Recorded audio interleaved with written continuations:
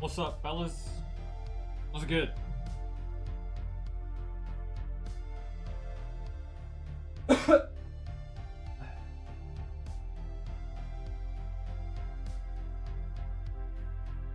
shit.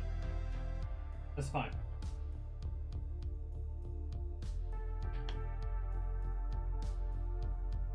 How y'all doing?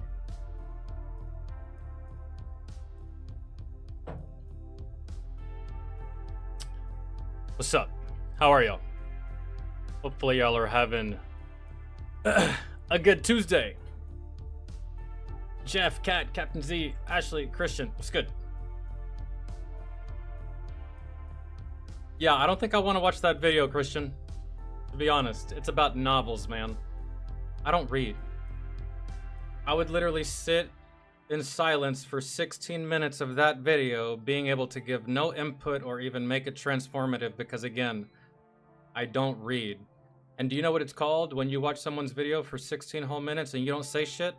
That's called content theft. So I'd appreciate it if you just change your request to something else that did involve something that I can't even give a thought or an opinion on because, again, I don't read. I don't read books, I don't read novels, I don't even read magazines. So if it's all the same with you, I'd appreciate it if you could just change it to something else.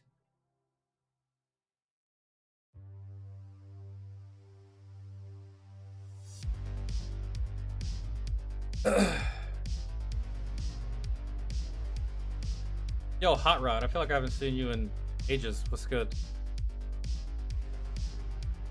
I heard you talking but didn't know it was, hold on, I didn't know it was me because these bone conducting headphones I got on. What, do I sound different in your headphones?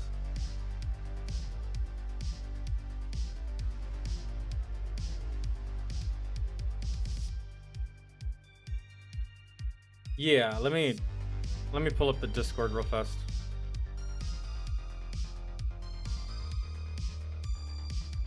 I don't know if y'all saw the short that I uploaded earlier today, but yo, I watched Predator last night, the newest Predator, Badlands.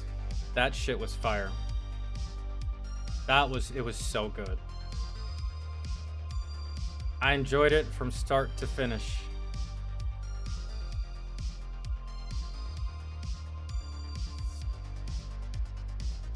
Let me pull up Discord real quick. I could just do it here.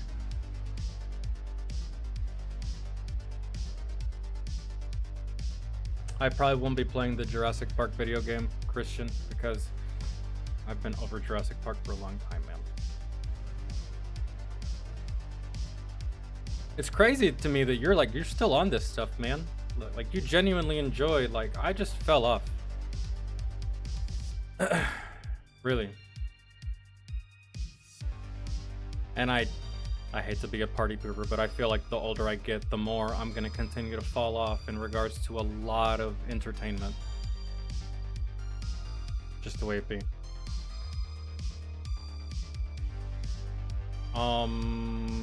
Captain Z, are you here? Because I think yours is first, right? Because we're starting off with Patron requests.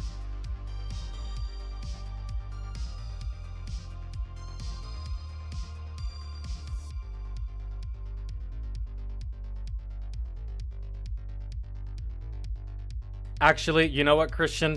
I will watch the Jurassic Park video. It's fine. Don't worry about it.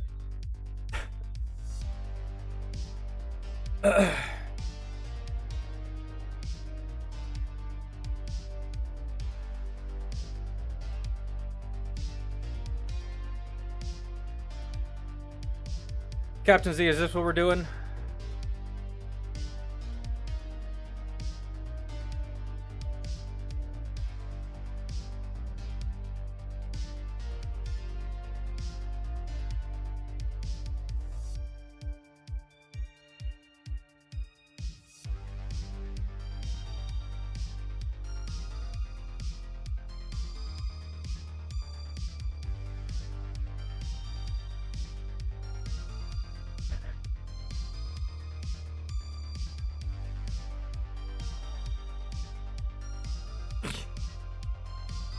Golly.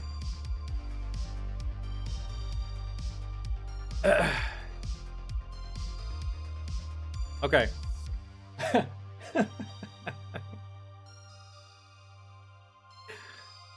Oh man. But hey, I've found myself crashing out at people before. Same gender, opposite gender, but you gotta know when to pick your battles. If you really think that I'm about to die on a fucking hill for a fucking video game, they're still on that, right? The video game, Pragmata? What do I mean they're still on it? It's, hell, I'm just getting to it. They're probably past this already. This was what, 6 days ago? Yeah, the conversation's probably changed. The conversation probably changed 24 hours later because it's the internet. But, you know, we're here now, so... Golly, dude. I'm not above crashing the fuck out on somebody, but I am going to pick... I mean, I used to do it willy-nilly. I'm better about it now, but I'm gonna pick very carefully who I decide to fucking go in on. Probably a very poor choice of a target here, going after Shu. Out of all the people you could have gone after, but I don't know. Hassan's not stupid. He knows that Shu gets a lot of views, so even if it's at his expense, he'll milk some ad revenue out of this some way, shape, or form.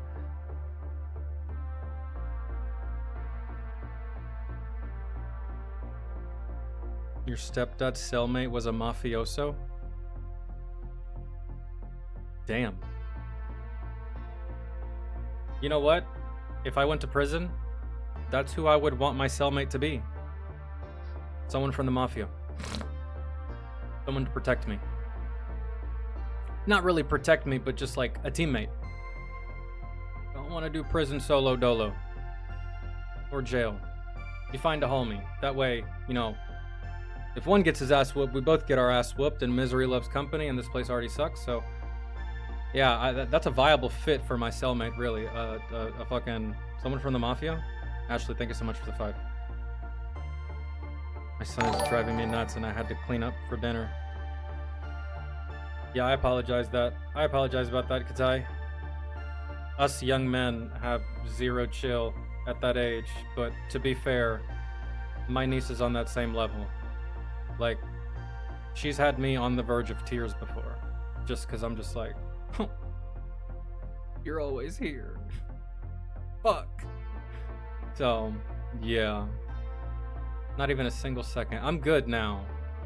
I'm good during this, but when I'm not doing this and she knows that I'm not busy, or she knows that I'm not working on something, or she knows that her uncle has free time, there she is.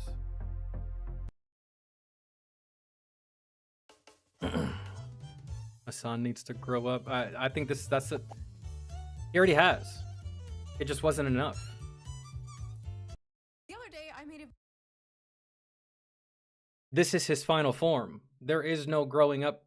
There is no growing any further for him. That's it. He's my age. And man, if you are the way you are at my age, you're going to be that way for the rest of your life. Granted, there's wiggle room in there. If you're a drug addict, you can change that, you know, but like your personality, the way you are, the way you see the world, he's already grown up. It wasn't the right way, and it wasn't to its full potential. He is where he is. There is no more growing past this, past what he has become on the internet, which is essentially a lolcow. His community doesn't want to admit that.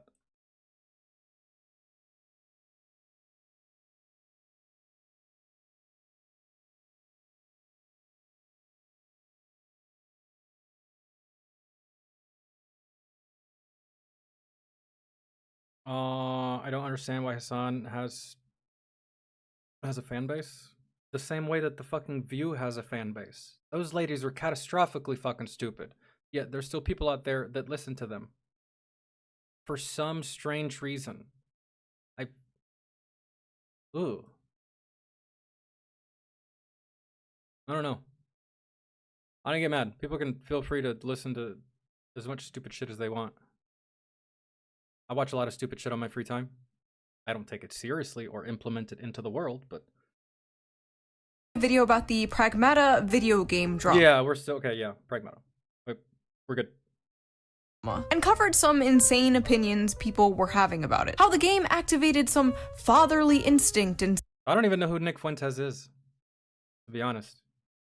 some men, and how people were I've heard the name before, just like casually watching or like poorly paying attention to an Asmongold video, and he mentions Nick Fuentes, and it's kind of like fleeting, and I'm just like, I don't know who the fuck that is, but whatever, on with the video, I suppose.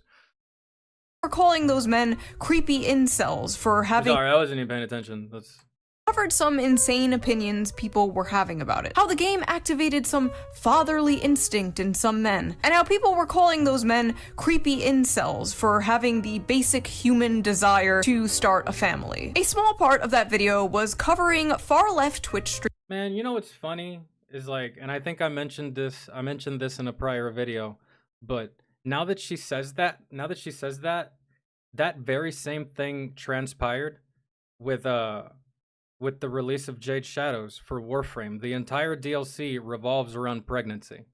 The entire DLC revolves around giving birth.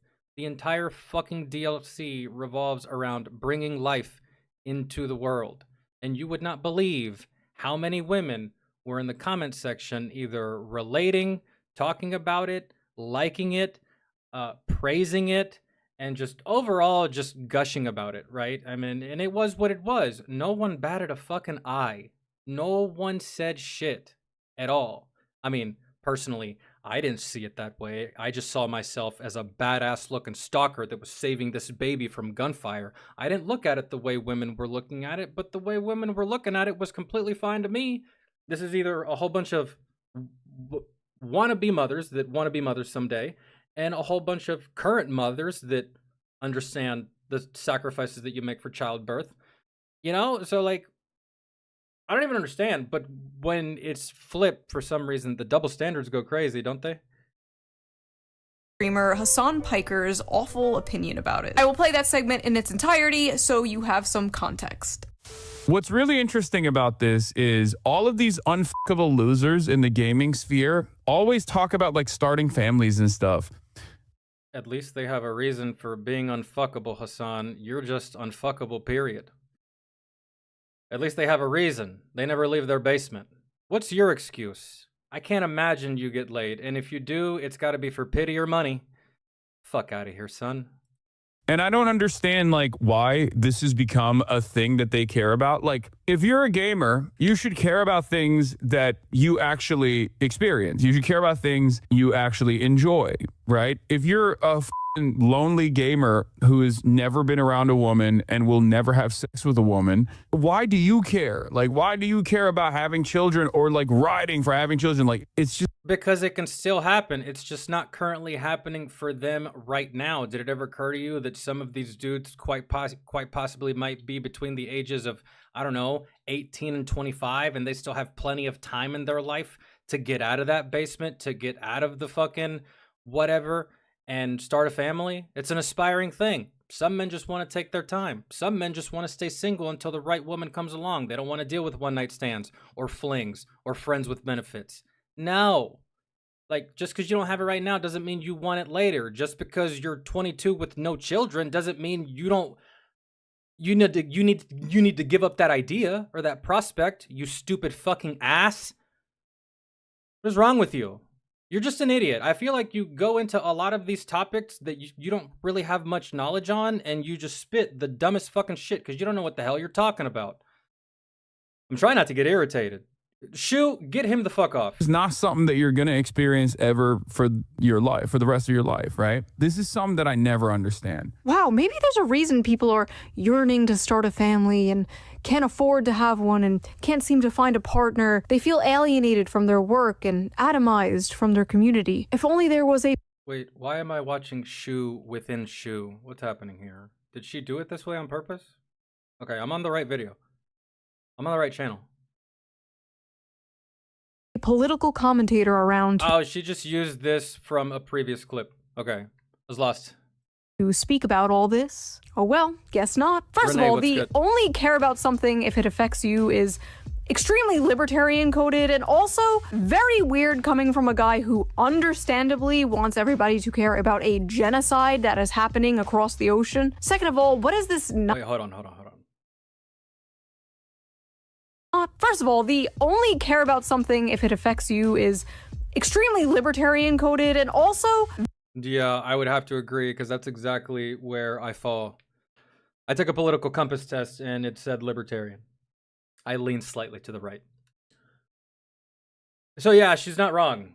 That's like, there's 7.5 billion people on this fucking planet. If you think that I'm about to get sad and upset about every single little bad thing that happens to every single little person on this planet, I'm gonna be sad every day for the rest of my life. Fuck that. It's not affecting me, and it's not affecting my day-to-day or my everyday, then, yo, dude, mind over matter. I don't mind. It don't matter. And at the end of the day, I'm not Batman. I can't do shit for you. I can't save you, and my thoughts and prayers aren't going to help you. You need a surgeon. You know what I'm saying? Like, very weird coming from a guy who understandably wants everybody to care about a genocide that is happening across the ocean. Second of all, what is this nihilistic horseshit? You never aspire for anything, never aim for greatness and meaning. And I love how he's like, just because you're at the bottom right now doesn't mean that you're, well, I'm at the bottom, I guess I'm just gonna stay here. That's Hassan's mentality. That's what he's saying. Like, dude. Talk about just like throwing your fucking hands up and giving up at the first sign of trouble or at the first sign of hardship. Jesus. How do you have... Who looks up to you? losers. Like, okay, congrats on the sex, bro. Check out this sex haver over here. I'm sure all those unfuckable losers could easily go to foreign brothels and pay for sex like you, Hassan. Also, 35? No kids? Sitting in his ugly ass $600 Gucci sweater. I swear I've never seen this guy in a fucking normal ass t-shirt. Sitting on his high horse, looking down at people for wanting something more out of life. I don't understand how someone could be so mentally mind raped that this is their reaction to such like a simple, wholesome concept. And on top of that, so nonsensical. Really. Getting bent out of... But dude... That's the world. And at the end of the day, that's the internet. You've ever heard the saying, and you've probably thought of it yourself a million times. The saying goes, man, it don't matter what the video is. It could be a firefighter saving a cat from a tree. There's fucking Hassan in the goddamn comment section talking shit not only about the firefighter and the cat. It's just like, oh my God, there's always somebody. There's always some jackass that's ruining the fun in the comment section that just has to be overbearing, that just has to be overtly, unnecessarily combative, right? That's Hassan. He's that one guy in the comment section that it just wants to be a jackass. We see it all the time. It's just like fun comments, hilarious comment, the top comment, the pinned comment, and then you got that jackass Hassan. There's always a jackass Hassan in every comment section. That was...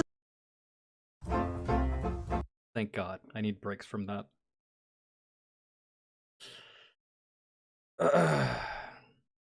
I don't even know. What do those tests still work? And how accurate are the titles?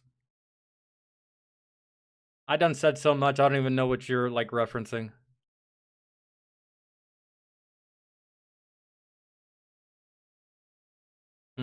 30-minute long video. I didn't think much of it, I just uploaded it and moved on. The next day I woke up and my YouTube homepage was flooded with videos like Shoe on Head just ended Hassan, Shoe on Head destroys Hassan, Shoe on Head finishes on Hassan.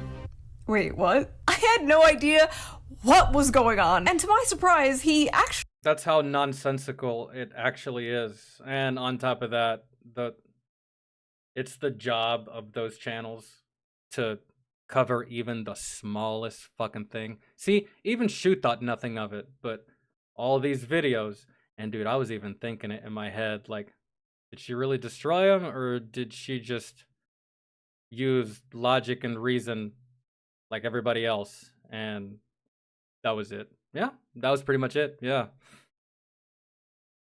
You know, it's funny. YouTubers always talk about how the media over sensationalizes shit.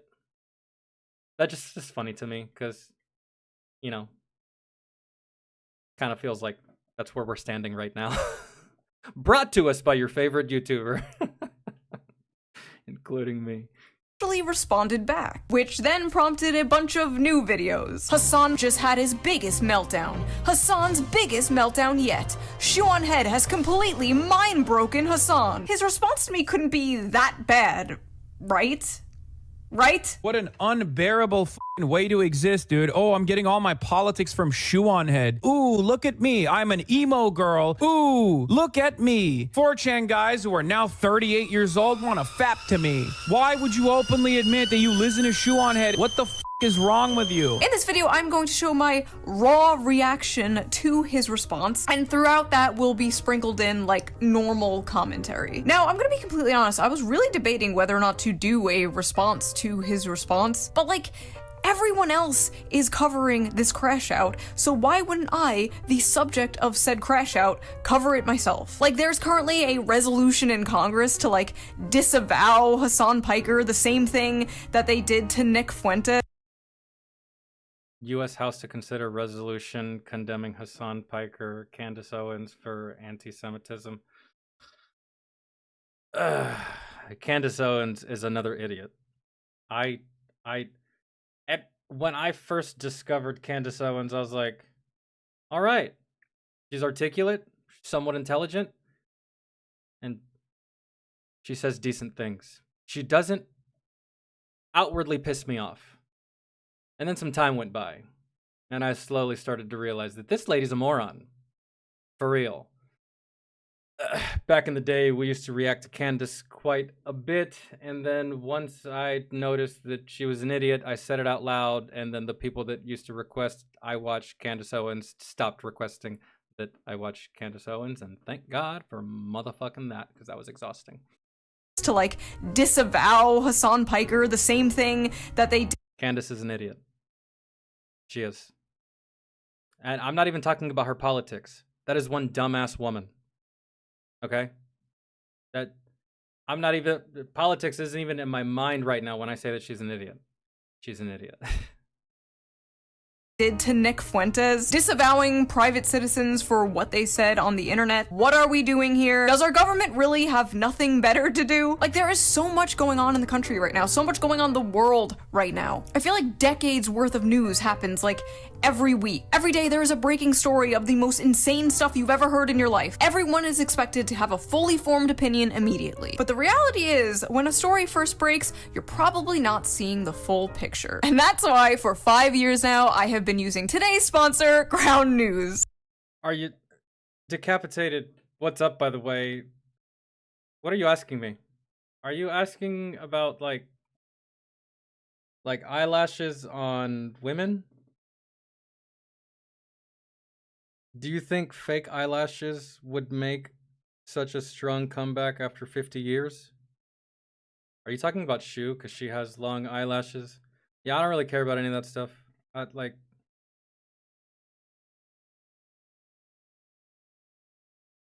It's just an obstacle and just more that I have to wait on. I don't really... Women think we give a shit about that stuff. So you would probably have to ask women, because no, men don't give a fuck about eyelashes, they don't give a fuck about makeup, they don't give a fuck about your nails, they don't really care. You come in fucking sweatpants and a hoodie, but for some reason they still do this. So you'd kind of have to ask them. We've given them the answer a million fucking times that we don't give a shit, but there they are still doing it. Maybe they are telling the truth and it's just for them.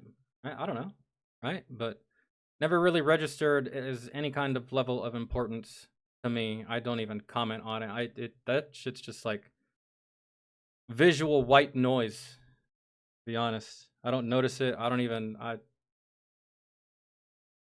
Doesn't even register. It's really wild to me. Like, you got 5 motherfucking minutes to get ready, or I'm going to see this movie by myself.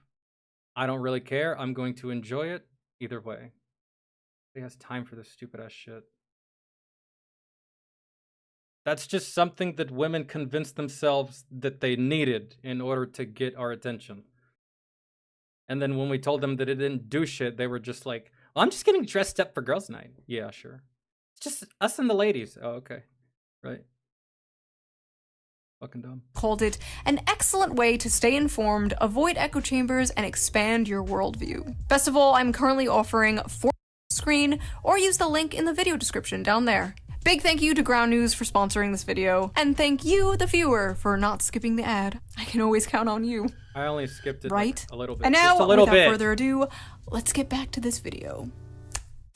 So I thought it would be fun if someone joined me responding to this because it is so ridiculous. I needed somebody to like bounce off with because I felt like I needed some like emotional moral support because I feel like I'm going insane watching this. So I am joined here today with the lovely Smug Alana, the VTuber, everyone's favorite Oshi.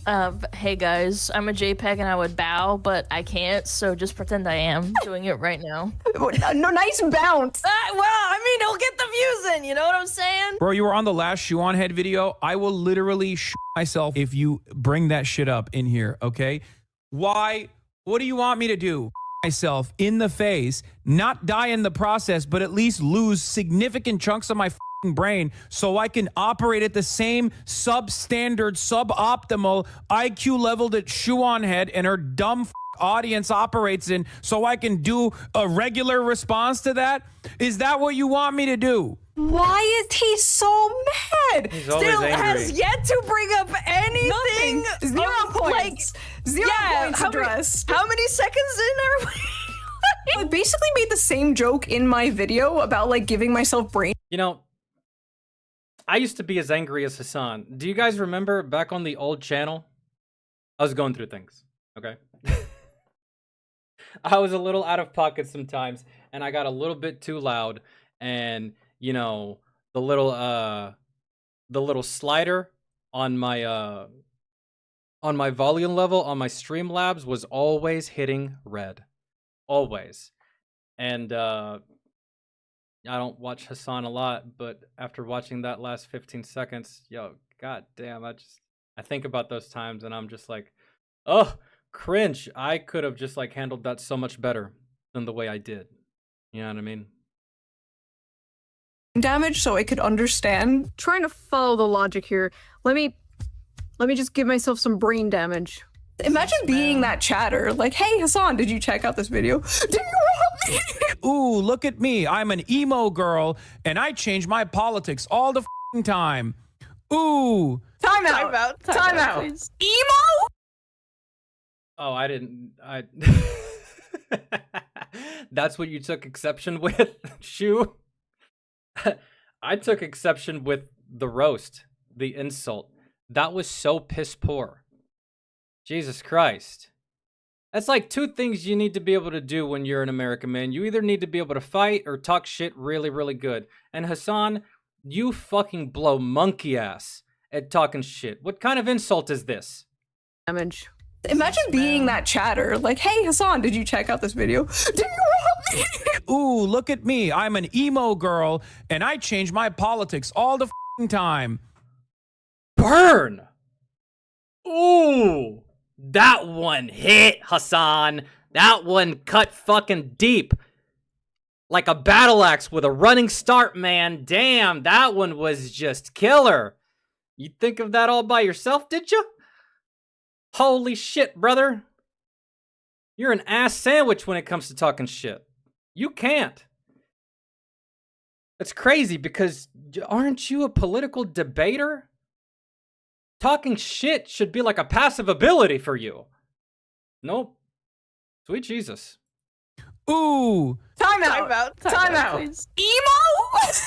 I wasn't even gonna bring that up. No, hold on. For me, it's the wild way that I suppressed the absolute shit out of mine decapitated, and I try to never let that person rise to the surface. You know? Not on like some cringe alter ego type shit. It's just that, yeah, I try to suppress the shit out of it because it won't be fun for y'all. It's not gonna be fun for me, and that other person just gets me in trouble, and it'll get me kicked off this platform, quite possibly Twitch. So I suppress that the best I can. Again, I feel like I'm doing better about it, and that just it's like a self correction that I'm trying to make over time, and it's hard, really. Like any addiction, not that I'm addicted to it, but it's just like it's become such a part of me. You know what I mean? That like try to keep that there's plenty of ways on how to show displeasure without going insane into anger or rage. I feel like I've gotten way better about that as I've gotten older, and just as I've navigated YouTube and content creation and live streaming over the years. I've learned that not every debate requires my opinion, not every fight requires my interaction or interjection. Not every battle is mine to fight, and I don't have to justify myself for everything, and I don't have to explain myself for everything. And at the end of the day, I don't need my opinions or my thoughts validated. I don't need you to agree with me. Therefore, why the fuck do I need to fight with you? You know what I mean? Like, just over time, that's just like the mindset that I've started to adopt. And I feel like it's working better.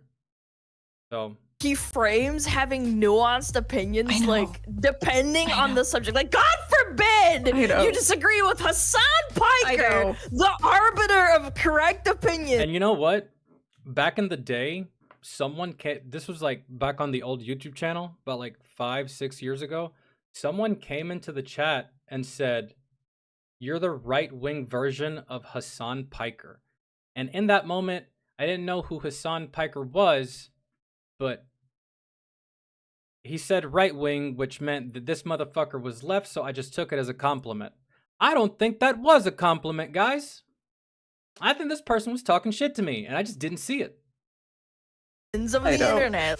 I do not have that many videos. I have like 100 videos in the span of like a decade. You could go randomize and click on any of those videos and you wouldn't be able to. I don't think I've seen quite a bit, more than a handful of videos by Shu. I don't think her politics have ever really changed. I don't really think I've noticed a crazy shift. Tell if it was made today or 10 years ago, which honestly I shouldn't be bragging about. But okay, my point is I haven't changed that much. Hassan won't go after anyone that could kick his ass, so he goes after women or Asmongold.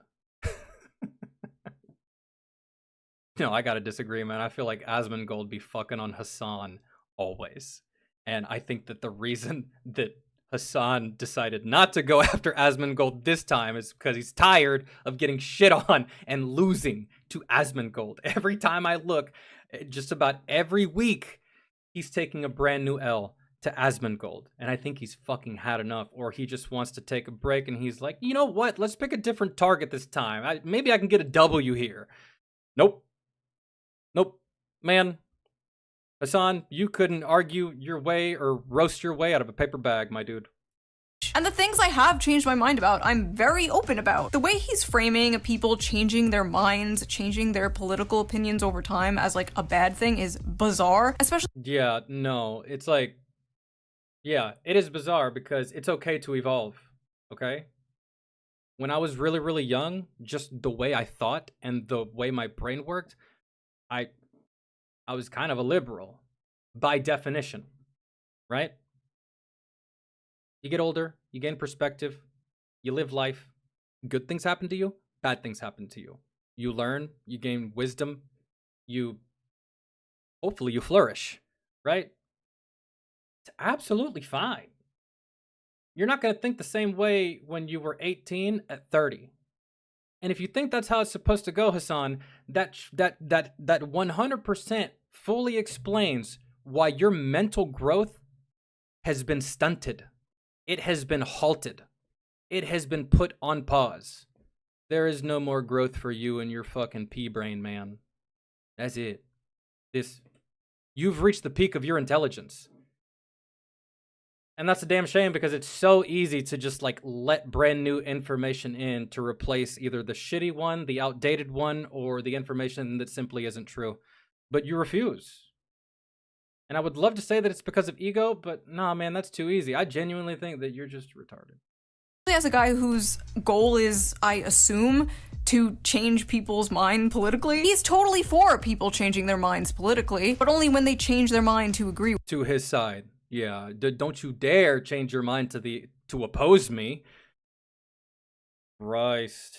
with him. He supports people changing their mind as new information presents itself. He supports iDubbbz apologizing for the crime of being funny 5 years ago. But when it comes to me changing my mind on like 3 things over the course of a decade, that's bad. Hassan seems like, if Hassan was a gamer, I don't know if he is or not, but he seems like the type of gamer that you're playing a game with him, right? For like a couple days, and then you decide that you're going to go play another game because, you know, you like variety and there's other games you want to play. Maybe there's a reset for that game happening. And then Hassan gets really, really butthurt and really, really mad and goes into passive aggressive mode because you're no longer playing with him. Motherfucker, there's more games out there than just one game. I'll come back to play with you, man. You don't need to get in your fucking feelings. Holy shit. He just strikes me as that kind of, so you don't want to play with me anymore? I guess I'm just playing this game by my fucking self. You know, you're the reason I bought this game, blah, blah, blah. Oh, dude, that's you to a degree. And gamers don't like you. They don't, ooh. Like, yes, I've changed on a few things, obviously. From the ages 23 to 35. Yeah. Yes, your opinions are gonna change a little No sometimes. way, really? Like, you probably don't believe the same Well, things you believed like 10 years ago. No, absolutely not. Well, I think in that video that you talked about, I don't know, I remember like a couple of months ago, you were like, I had a baby and then I lived in the city and then I was like, man, baby safety and putting You know, one of these days, Hassan's audience is gonna outgrow him. And that's gonna be hilarious. money into the police. Right. Isn't that bad, you guys? And Yeah. maybe that was different when you Which is the exact opposite of how I feel that it works with us. I feel like we're all growing together. We're all relatively the more or less the same age. We got a couple of youngins that show up in here every now and again, but Hassan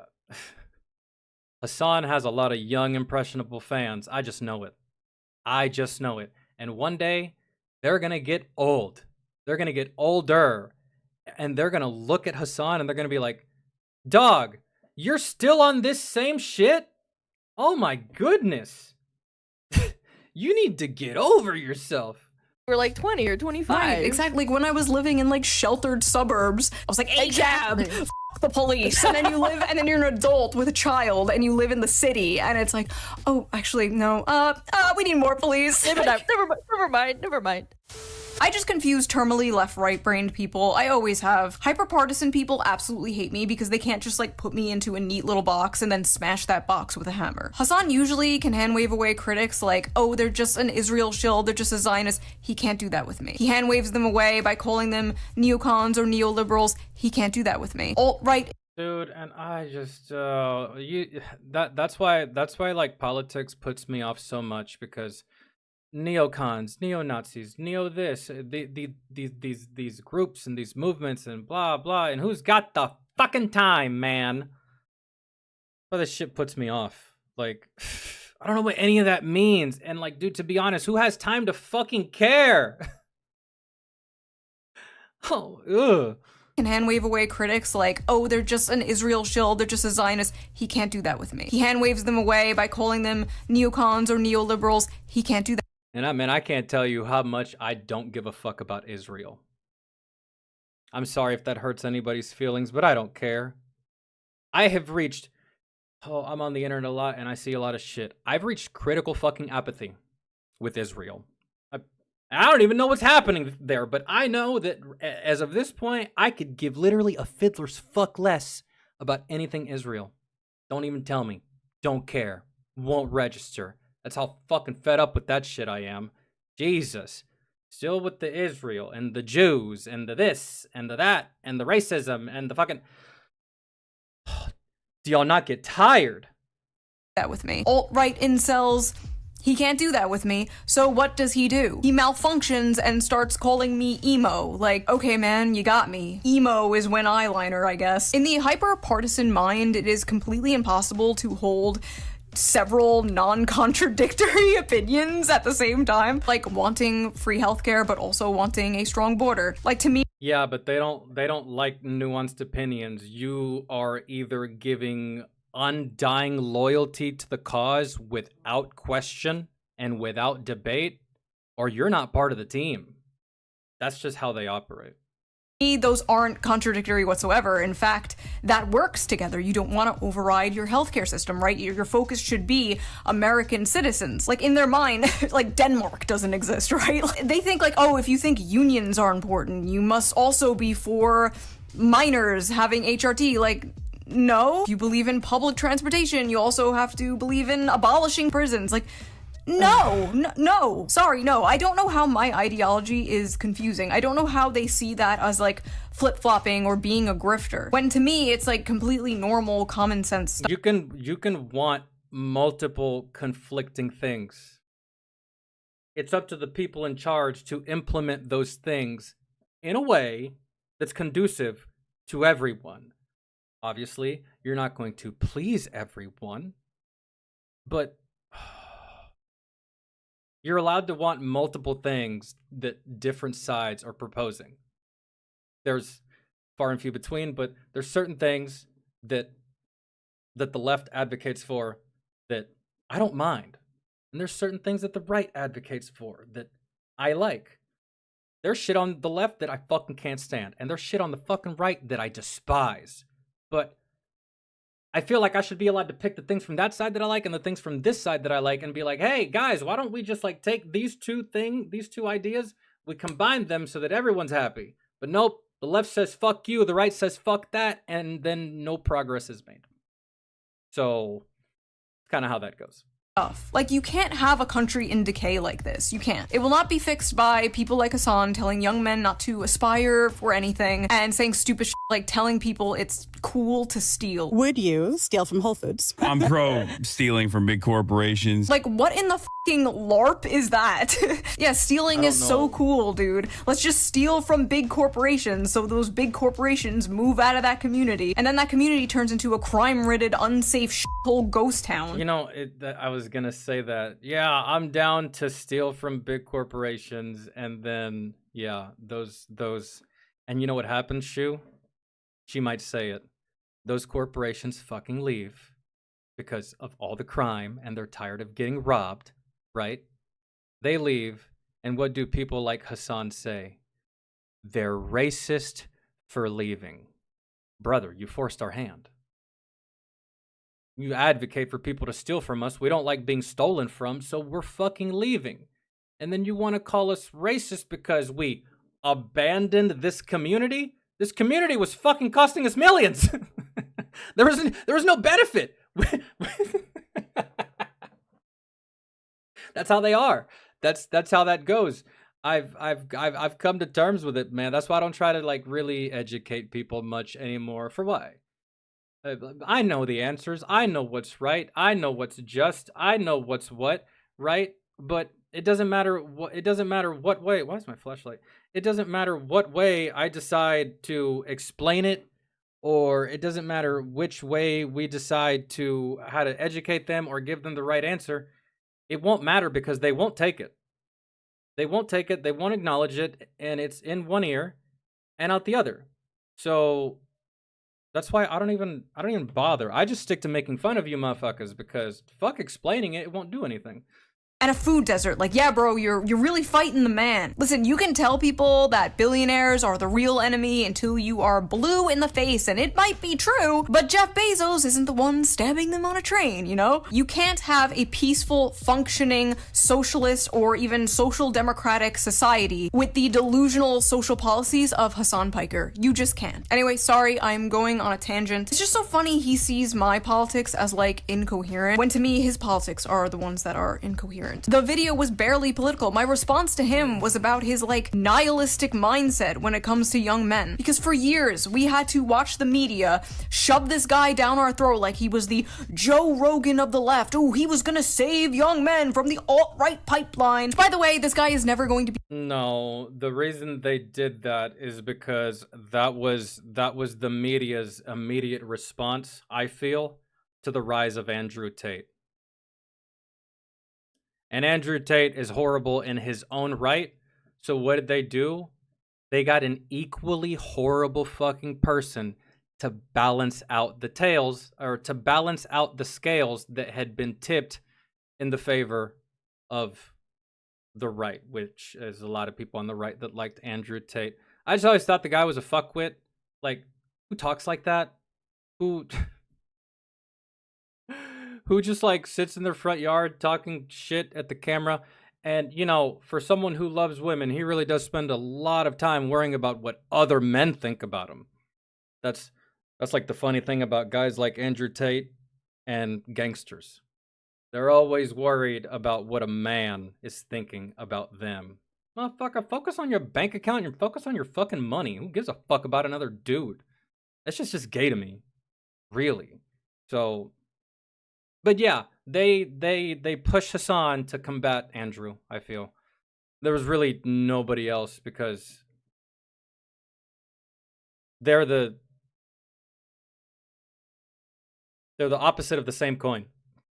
Be the Joe Rogan of the left, because like Joe Rogan, at least Joe Rogan from years ago, I don't know about now, was all about listening to other people's beliefs. And I don't like the Joe Rogan podcast. I don't think I ever did. I never outwardly hated it, but I definitely don't like it now, man, at all whatsoever, because of just the disingenuous nature of that podcast. You have some of the most dumbest, brain dead, low IQ fucking people come on your goddamn show and insult my fucking intelligence, and then you say, you're working with some good ideas there. Mm-hmm. Yes, you are. Yes, you are. I don't think people are ready to hear this. No, Joe, we don't want to hear it. Call this motherfucker a buffoon and get him off the fucking air, you idiot. Instead, you're kissing their fucking ass and appeasing their every whimsical, stupid fucking thought, you dumbass. I don't like Joe Rogan. I hate that shit.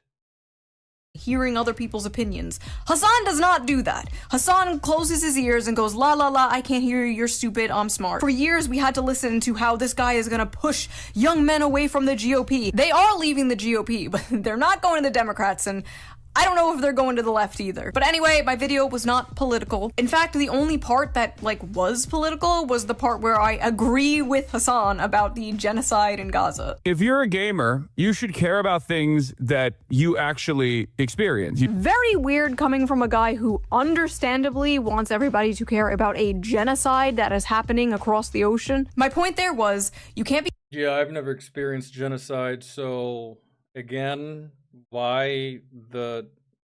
Yo, again, dude, I'm here to tell y'all right now, maybe a Hassan fan watches this, I don't know, I'm here to tell you right now, I don't give a fuck about anyone but me. For real. That's it. Point blank, period. I don't really need to elaborate more or justify myself. I only give a fuck about me, myself, and mine. That's it. And there's nothing anyone can say, and there's no amount of mental gymnastics or cope that can get me to ever give a fuck. Never. Don't give a shit what's happening in those countries. Don't give a shit about their country. Don't give a shit about their people. I'll never care. It's so inconsequential in the grand scheme of my future. It would be naive and irresponsible for me to do that with my motherfucking time, because that's all it is a waste of time. Got me? Cool. Telling young men to only care about things that directly affect them, and then make it your life mission to tell those same young men to care about things that don't directly affect them.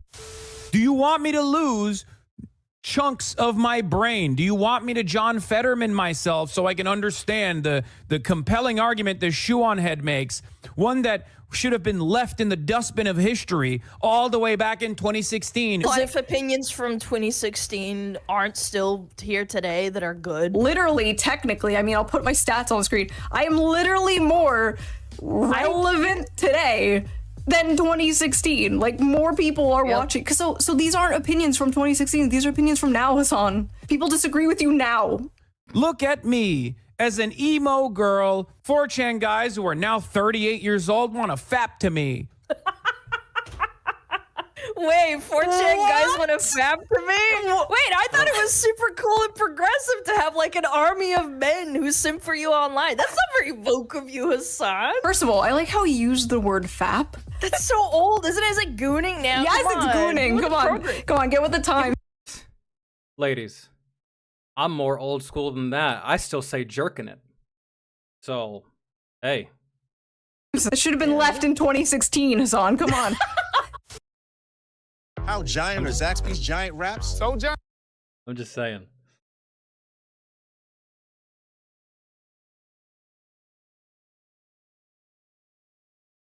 John Fetterman had a stroke. He didn't off himself. I don't know why you're surprised that you're getting wrong information from this fucking guy. If this was said by anyone else, he would be calling it misogynistic and sexist, but it's being said by someone with the hive mind approved opinion, so it's okay. It's called dark woke, chud. We decided to become more hypocritical and annoying. You wouldn't get it. If I was getting paid for men to fap to me like many of his friends and ex-girlfriend porn star do for a living, that would be fine. He would That makes sense that you'd be with a porn star. I can see that. I believe that actually. Because those are the only other vapid, soulless fucking creatures on this planet that you quite possibly have something in common with. So yeah, that actually tracks. support it. But since I don't do that and I'm just like a normal YouTuber, it's a way to insult and degrade me. It is interesting though how Hassan uses unfuckable as an insult to hurl towards men and fuckable as an insult to hurl towards women. I think it was Bell Hooks that once argued that patriarchy harms men by reducing their worth to status and conquest, while women are harmed by being reduced to only their desirability and being conquered. You should not be getting feminism mogged by someone who does not call themselves a feminist, Hassan. Not a good look. Oh, and let me remind you all that this conversation, it began because of a video game. Leave it up to you annoying motherfuckers in the political space to bring in politics to a goddamn video game.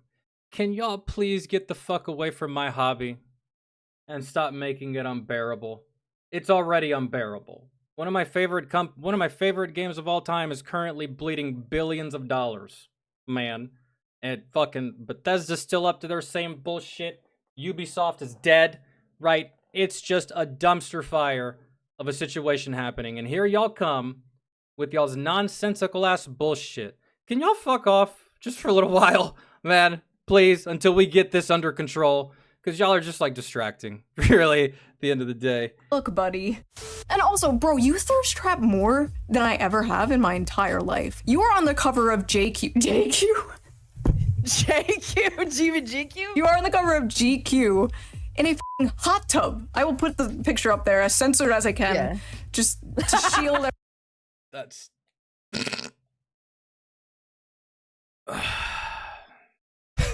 everyone's eyes. Like Like, a little rubber ducky on his pee-pee.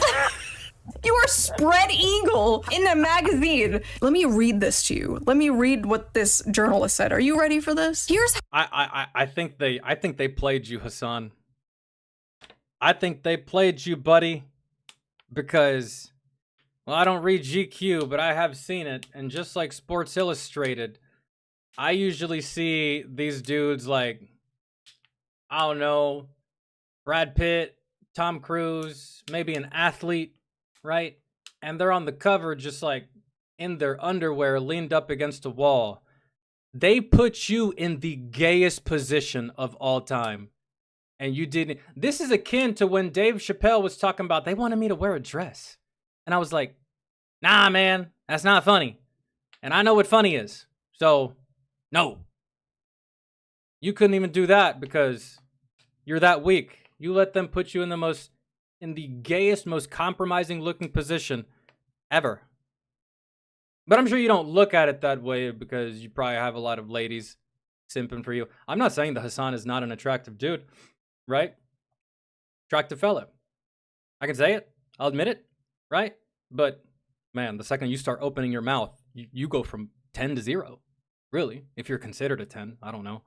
Let me read this to you. Let me read what this journalist said. Are you ready for this? Here's how Hassan Piker starts each day, working out, shooting the shit. It's Monday, 8:30 a.m., and we're in the backyard of a house in West Hollywood, where there's a makeshift private gym with benches, pull-down machines, and dumbbells galore. This is where 34-year-old political influencer keeps his thirsted-after body fit. What?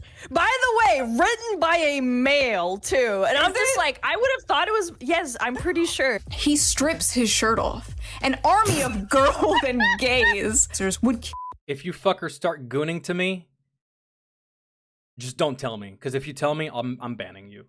to be where I am now, next to Piker as he pants in a pair of neon shorts with black Calvin Klein boxers poking out. The socialist, by the way. Sunlight glistening off the sweat beading on his chest hairs. So when it's women and gays thirsting after you, then it's a good thing. But God forbid straight men find you attractive. This is the dude that has to keep his girlfriend a secret like some kind of K-pop star. So he Yeah, if I was dating a professional whore, I'd want to keep it secret too, Shu. What do you mean? Of course. Makes sense. can like be e-boyfriend for his parasocial female fans. I'm always talking about being married, like when I'm in a relationship, I'm talking about being in a relationship, whatever. I'm the whore, not the one playing e-boyfriend. You're covered up! You can make the argument with me. When people say like, oh, well, she's just a pair of anime tits on the screen. Okay, fair point. However, Shu doesn't even like have anything that she wears in her YouTube videos that are like revealing. Like she's very moderate. I don't even think I've ever seen Shu show cleavage. Let me hit the memory bank real quick, but yeah, pretty modest dress wear, I feel. This is about as revealing as it's gonna get. I have never done a stream or even uploaded a YouTube video shirtless. That's not how I get down. I don't walk around the house naked. I don't sleep naked. I always have clothes on. I always have a shirt on.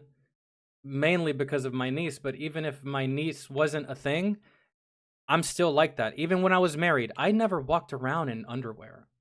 I always had clothes on. Always had a shirt on. I never walked, like, even in relationships, when I was living with someone, married, never. I never went outside. Bro, I'm so conservative, I don't even cut the grass with my shirt off. I just wear one of these. But, yeah, I don't know. I don't even work out shirtless because it's just like, I don't know. Oh, wait, hold on, sorry. My dad is calling. Wait.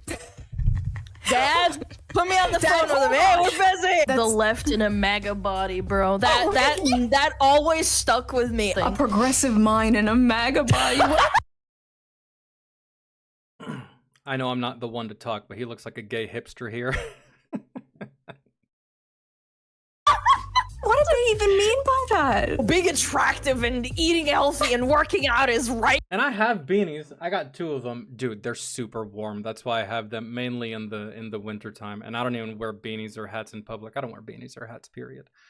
Wing, what the f are we smoking? For like a good 3 years, there was this really weird campaign to make Hassan Piker like the face of progressive masculinity in a bizarre attempt to move men to the left. A progressive in a MAGA body, they said, which like, what the f did they mean by that? Hey guys, we're not all ugly, just genic. Dude, I've seen dudes on the left that are jacked.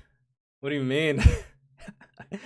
It's funny how people think that everyone in MAGA is like this super jacked, roided up on fucking HGH Barry Bonds looking motherfucker.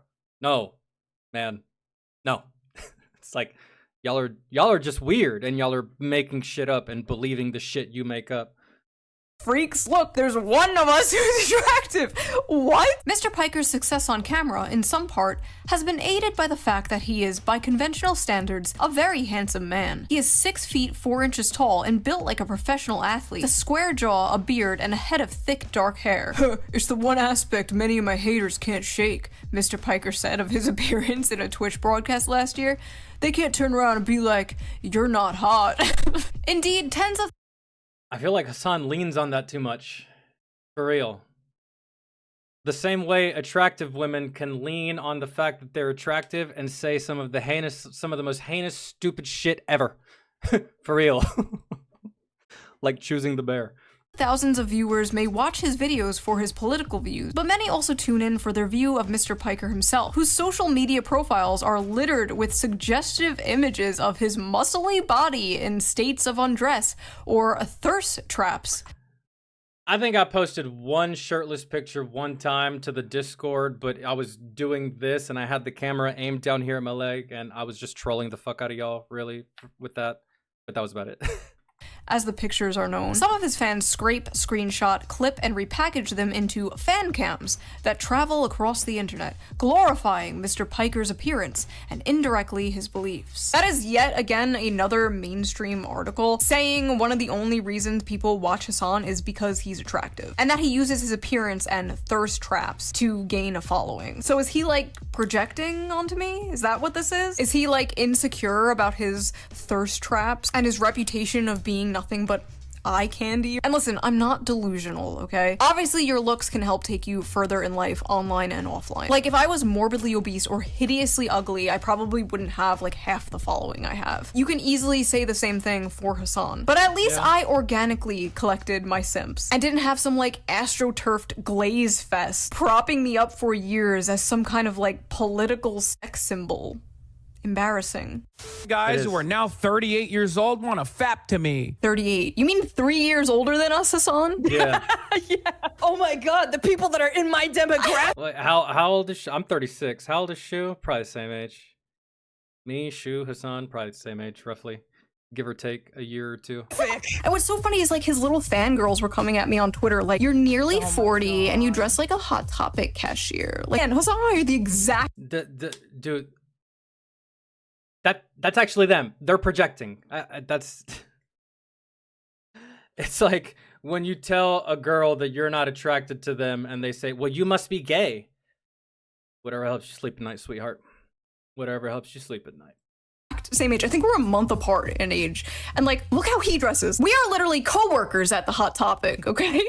People like Shuon Head are basically a humanoid version of a f***ing Reddit aggregator. Reddit? Reddit hates me. Literally 80% of his audience are f***ing Redditors. Are we f***ing for real right now? Bro is loved on Reddit. Like, why didn't he say 4chan or Twitter? He's not even funny. Yeah. Like, he can't even banter or do the jokes correctly. Unironically, I think this entire rant, this clip, just sounds like if you were just to post the question, what do you think of Shuonhead on r/politics, and then read the comment section. Yes. It's just angry Reddit-coded malding. You wanna know the worst part? This is the best thing you What? could come up with. This is the best you could do. Jesus Christ. Yeah, he's not good at talking What shit. an unbearable f***ing way to exist, dude. Oh, I'm getting all my politics from Shuon Head. If you're getting your politics from a person like Shuon Head, you should be embarrassed.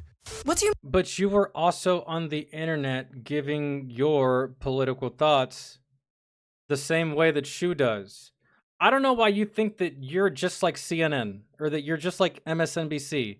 Motherfucker, you're a Twitch streamer. You're no different than the rest of us. You just have a little bit more clout and a slightly bigger following. What? I mean, get your politics from Shuonhead. I don't expect my audience to get their politics from me. My audience doesn't get their politics from me, mainly because I hate fucking talking about it. Really. And it's boring. And it's nonsensical. And I don't fucking care. That's why, like, dude, all y'all live and breathe is politics. I bet y'all couldn't even have a conversation about your favorite fruit without bringing up politics. Well, it used to be bananas, but fucking Donald Trump and his goddamn taxes on fruit coming into the U.S. and blah, blah, blah. I'm like, okay, all right. I'm just gonna go talk to somebody else. Thank you for your time. Oh, God. Expect them to be entertained, to laugh, to think, to engage with the discourse at hand. I don't try to like pass off as someone you should get your politics from. I don't think my audience should get their politics from me or any YouTuber for that matter. I think they should do their own research, come to their own conclusions. I just say my opinions and people are free to agree or disagree. Hassan, on the other hand, like really thinks he's some serious political commentator. Bro, you're a Twitch streamer. I'm a YouTuber. But that's the difference between you and I. I know what I am. Oh my God. Hassan really does think that he's like he's like the gatekeeper of this shit. He's the Gandalf of all of this, right? And it's just like, dude, you're just as much a nobody as me in the grand scheme of political commentating and who's important, who's reputable, who people listen to, who people take seriously.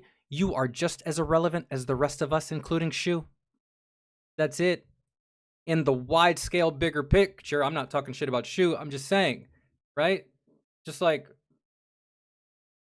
The things I want to say to people like this. Then say it. Say it. Say it, pussy. Did he change into a suit because I made fun of his Gucci shirt? Like, you can literally see him scanning his chat of domestic terrorists, like Redditor for insults, right? This is so lazy. I find it more compelling when someone deconstructs why you're being stupid. I swear, I think if he had an audience that thought it was okay, he would obviously bring up that you're a girl. Stupid woman! It's like he's fighting his bro. he can't do that though, because a big majority of his audience is female. And you know what's funny is, for a moment in time, a large portion of the subscribe on my old channel, for a moment, a large portion of my comment section and my YouTube chat was females. Long time ago. And I gotta tell you, shit was exhausting. Kind of. Really. It's just a different vibe and a different atmosphere when you're interacting amongst men and you're interacting with a big group of females. When you're interacting with a big group, everything's just more tense, man. With dudes, it's just so fucking chill. Shoot the shit, blah, blah, blah. But you get a whole bunch of fucking females into your chat, and that's like the main demographic. Bro, infighting starts, threats, fucking shit talking, insults. Ladies, calm. Competing with one another, calm down. What is y'all's deal? This is male behavior. But nah, man, the dudes were like the chillest motherfuckers in my fucking chat, and it's just like all the females descending into fucking madness, melting down anytime something didn't go their way or I didn't pay them enough attention. And I'm just like, oh, brother, this is exhausting. This is like low-key kind of exhausting. Thank God that channel's gone. Oh, like instincts. He's reverting back to bro tips. Y'all remember those times. It was just like, and it was one of those things where like I kind of had to put up with it if I wanted to stay relevant and I wanted to stay getting ad revenue and getting views. It's not like I could tell 65% of like my daily chatters or my daily commenters to fuck off, right? So I kind of just had to like deal with it, man. And deal with it I did. And in some instances I dealt with it in the wrong way, and in other instances I felt like I was, navigating that well, but at the end of the day, it was one of the biggest fucking headaches. For real. It was just absurd. On Piker. Yeah. I don't know how he deals with that on such a big scale. On such a, like, he doesn't just have a couple hundred viewers, man. He's got multiple thousands. So it's just like, my brain wants to fall out of my head just thinking about it. This week's bro tip is about bringing out the alpha male in you. This is a classic example of what happens when your father doesn't pay attention to you. You turn out to be a slut who's craving for attention, and then I tend to pick you up at a bar late night and bang you out Is this supposed to be AI Hassan? on the first date. All his insults I've already 8-miled him on, because I've already made fun of the fact that my eyeliner is from 2008. I'm in no position to talk. I like the 8 Mile reference for the younger audience. I don't know what she's talking about. fuck about style. I still do. I am white. I am a fucking bum. I do live in a trailer with my mom. I do have a dumb friend named Cheddar Bob who shot himself in his leg with his own gun. And I did get jumped by all 6 of you chumps. Yeah. Some of y'all don't know about that, man. My makeup like it's For those of you that are gonna watch this video, some of y'all are too young for that. 2009. I already made fun of the fact that you shouldn't get your politics from me. You are going to shoe on head for political information. You are deep fried. He never self-insults. Like, you can make jokes about yourself. Like, I've joked about a million times, like, oh, I'm a 400-pound man behind an avatar. Like, it's funny. Like, who gives a f? I feel like just takes himself way too seriously. The most popular streamers, every single one that I can name that are at the top with Twitch with Hassan, every single one of them at least like makes jokes about their appearance. Asmon talks about how he's bald and doesn't have any teeth. He leaves himself so exposed to being made fun of, and then he wonders why everybody makes fun of him. Like, just join in. Yeah, dude, like if I did nothing with my hair after I showered, I would legit look like Taliban. I'm not even kidding. Dude, I could go to that country right now and you know what they'd say? Where the fuck you been? Been waiting on you, man. Fucking Ramadan's about to start. For real. So, yeah, I get it. I can do that. Hassan can't do that. Because it's just like, you know, when you're someone like him, it becomes hard to make jokes because your audience is so sensitive, because you're so sensitive, that if you decided to cut loose and make a joke like I just made, even at your own expense, your audience is so fucking soft that they're going to slap you. They're going to be like, bad Hassan. And then you're going to backtrack like the bitch that you are, and you're going to just start issuing apology after apology after apology, making yourself look even weaker, right? So it's just like, ah, man. Part of being a human being. Honestly, good luck, dude. Thanks. Wait, Crash, now you like That's to it? wipe the drool off his People mouth. should. He's like, That was it? Good luck, dude. Golly. That's... Man, if I gave a shit about politics, and I even knew a shred of it at the in-depth level that y'all do, I would be so much better at this job than you, Hassan. I would, but I just don't give a fuck about being in this space. I don't. I really can't be bothered. he's like frothing. Frothing at the mouth like a bulldog. All right, so then we got one of these Hassan orbiters. Oh God, yeah. That I followed the drama that happened with at this point I can't even remember their names. That's how the internet goes. I got internet brain. There was a group of Hassan orbiters that got fucked on severely by Ethan Klein. I followed that drama. That was actually fun. And I've never really been like the biggest fan of Ethan Klein. I don't dislike him, but I also don't I don't revere him in any way, nor do I like, oh yeah, it's time to watch some H3H3. No, I don't do that. But I do remember that, and Ethan was like low-key a boss about the whole fucking thing, man. It was so funny to me, and it's just like, well, you get what you fucking deserve. You're fucking around with the copyright system, you're gonna find out. That's it. So, good luck with that. Have fun with that. They got sued. They lost. Take the fucking L. And so, dude, I would never be willing to put myself or my reputation or the way people view me on the line for someone like this. Ever. I don't even care if it gave me exposure. Like, I'm sitting at, like, what, 4,000 subscribers right now? Let's say that all I had to do was speak positive on the behalf of someone like Hassan, and my subscriber count would jump to 25,000. Fuck that. That's not worth that. I'd rather just actually sell my soul to the devil, to the real devil. You fuck you mean? So a former booby streamer. This is Casey Tron. Oh my god, I can't. Yeah, that's her. She was part of the whole H3H3. Yeah. I never knew what she looked like. I only ever heard her voice on the videos that I saw, and the content creators that covered it didn't really show her all that much. Stand this girl. This shoe on head girl, pick me woman. Shoe on head and her dumb audience. Her dumb audience of incels. Like, I don't know. It's like shoe on head. If you like care so much about these incels, go one. This is Isn't Shu married?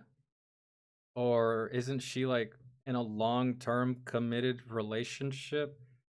I think, man, I heard her mention something briefly years ago in a video that I saw. I think. I don't know, man. Like, Such a self-report for being a retarded whore. Like, I love the implication too that like Casey Trout thinks the that was diabolical. This is such a self-report for being a what? for being a retarded whore. Like, I love the implication. For being a retarded whore. I don't know anything about Casey Tron, except for her and some of her friends really did shoot themselves in the foot with the whole H3 thing.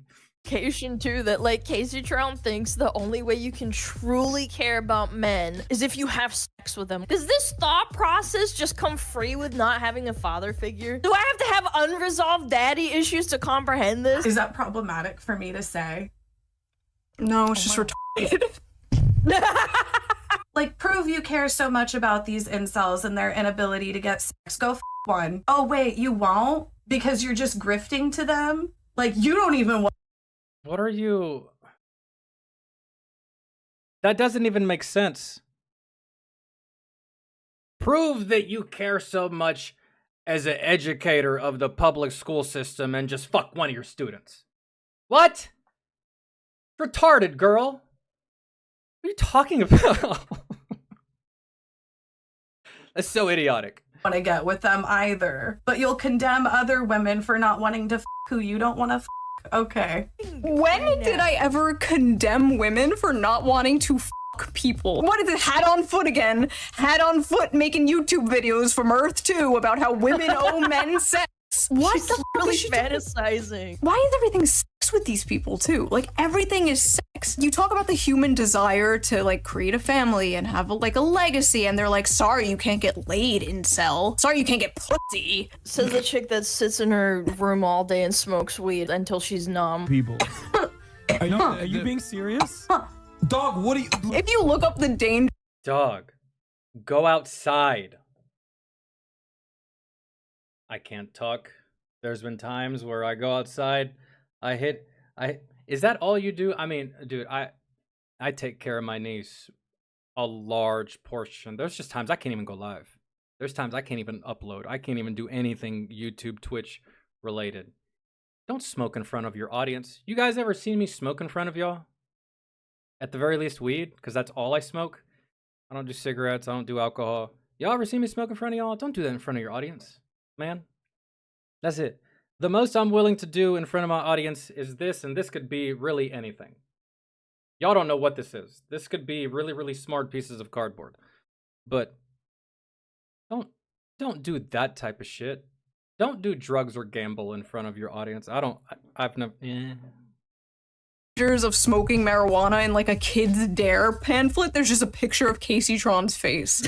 You're happily married and have a child, but because some fat retard on Twitter thinks you're a grifter, you're gonna need to fuck a bunch of random men to prove them wrong. What do you just have to do? Like a weekly raffle? Pull a random inside of how do you verify that one of your Subscriber people number are 20? Yeah. By the way, I don't think incels want that. I think incels want something a little bit more meaningful than a lady pulling up and just issuing out a pity fuck. You know what I mean? Like, I guess, I don't know. One could even consider me an incel, but I think I'm just a cell, really. It's not involuntary. Like, I could if I wanted to. I just don't, right? Mainly, I'm just too busy. And I'm just like kind of at a weird place in my life at the moment to where women just don't fit into it right now. Right? But I don't know what an incel wants, but I doubt it's that. And not that way. That's like someone fake laughing at your jokes. If you don't get the fuck away from me, and just be genuine. I stand by what I said. Shoeonhead should be thanking me for giving her and her incel following. Said it again, award! Said it again, incel! It's like a parrot, man. What? Incel! You know Jafar from... Yeah, I don't even use that as a... I don't even use that as an insult. Incel, cuck, I don't know. I just feel like those are outdated, really. Those don't really do anything like you think they do. Right? I know how to hurt a man's feelings a lot more than just calling them a cuck or gay or an incel. Cuck, gay, and incel are some of the most cringiest, lamest fucking responses that you can say to someone in regards to a battle of words or a debate or a conversation of any kind. It's so fucking lazy as per a response. If you're gonna be a bitch or a douchebag, be a bitch and a douchebag 100% all the way. Stop half-assing the shit with these lame-ass fucking... I can't even be fucked to say those to anybody because it's just like... Oh, it's like the phrase SJW. That used to mean something. It used to sting if you said that to someone, but once you actually think about it, it's not really a bad thing. You just want some social justice. People just go about being a social justice warrior the wrong way, right? Kind of like when people use the word feminist in a negative connotation. No, I'm for women having equal rights. That kind of makes me one. It's just some people take it too far, and I don't fucks with those people nor stand by you, right? So I think I'm getting off topic. From Disney. Hassan is Jafar, and like, Yeah. sitting on there, she's like, right, and so he's like, good girl, yes, giving her a Yeah, crack. here's your crack. Is that Pokemon? So once again, people in his chat brought up my video. He has not responded to it. He has not made a single point. Called me emo, called me irrelevant, you know, but he didn't call me wrong. Notice that. They never call you wrong. They call you emo, but they'll... No, and that's kind of how it goes with these people.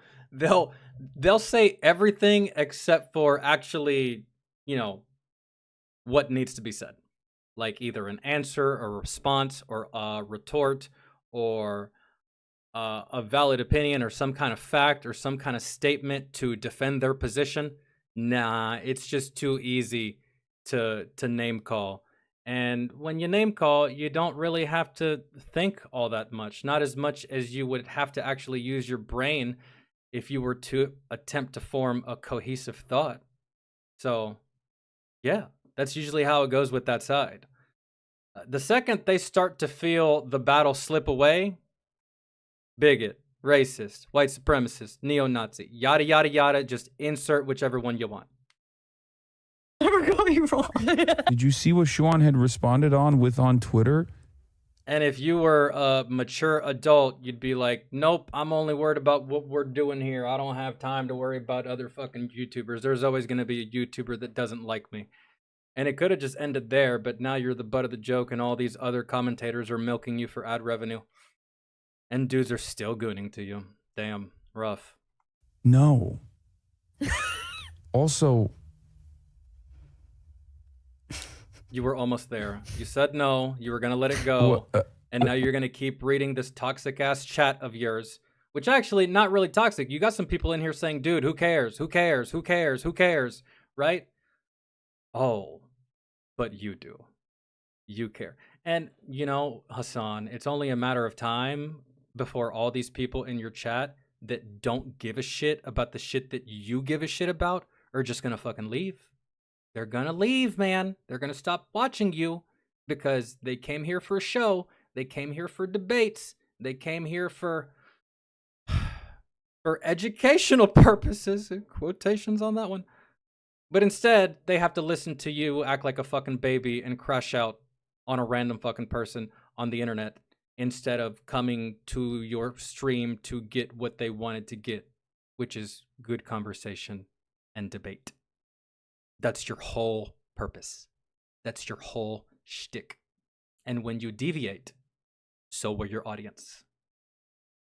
But your audience is so big that you don't notice these things yet. It's only going to be when the gravy train comes to an end and all this slows down and plateaus because nothing lasts forever, Hassan, that you are going to start to notice these very things that I'm saying.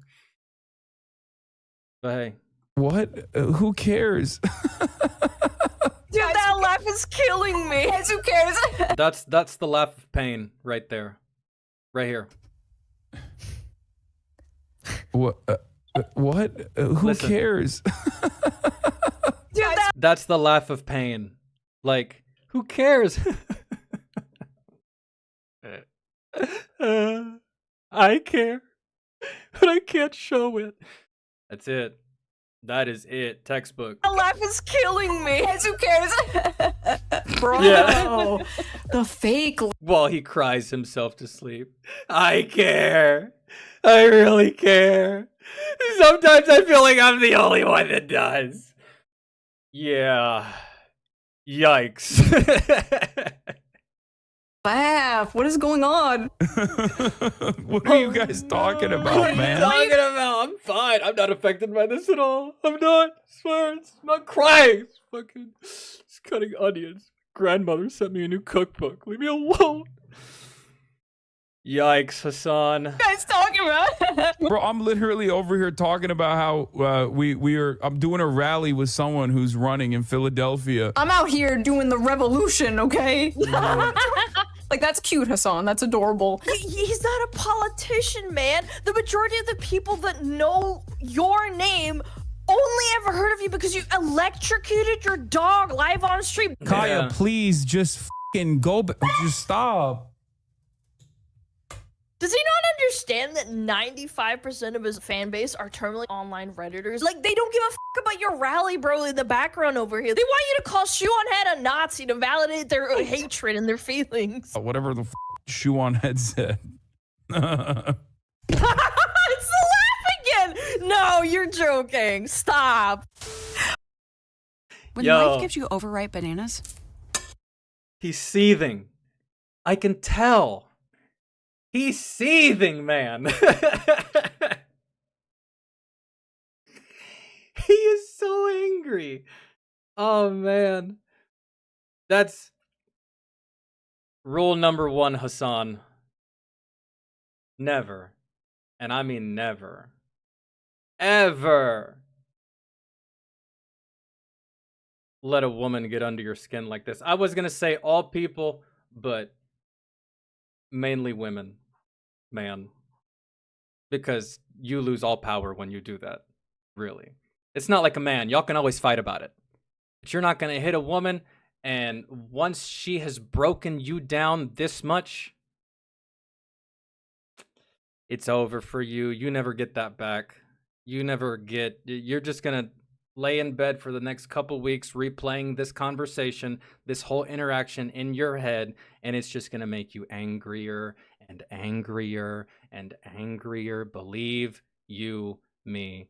Never let a chick get under your skin like this. I'm not talking shit about Shu. Her troll level is 1000. But Hassan. But I suppose I could just say don't let anyone get under your skin like this, but it's not like that with men. We typically don't poke at each other like this. We don't. We don't poke and prod because we know the consequences. But you can't do that to a chick. Instead, you decide to do it verbally. But you always end up looking bad, man. Even if you're in the right, you end up looking bad because you stooped to their level. You devolved. You let someone get the best of you. You let someone steal your time.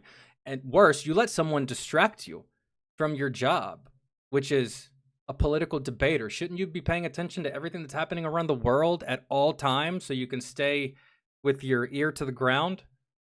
Right? But nah, it's like, you're out here just getting distracted for the stupidest things. Oh, shit. Finally out doing something in the real world, and the only thing people care about, the only thing people are talking about in regards to him online right now is this. And you know what? To be like completely fair, which is something these people would never do for me, this was a better response than his first response. He's basically just like, I don't care. Well, because he didn't really say much in this one. That's it. I'm busy doing like real things in the real world. Okay, fair. That should have been the first response. Fair enough, understandable, have a nice day. But then, then he says this. Talk to me when we got the wiki feed ratings up for Shoe on Head. Okay, what's their wiki feed looking like? What? Okay, what's their What? I feel like that's an equivalent of what color is your Bugatti? I think you're a pretentious ass. Did I listen to what that woman said? No, absolutely not. Let me know if I can see her feet, though. What? Honestly, it would Did he say feet or feed?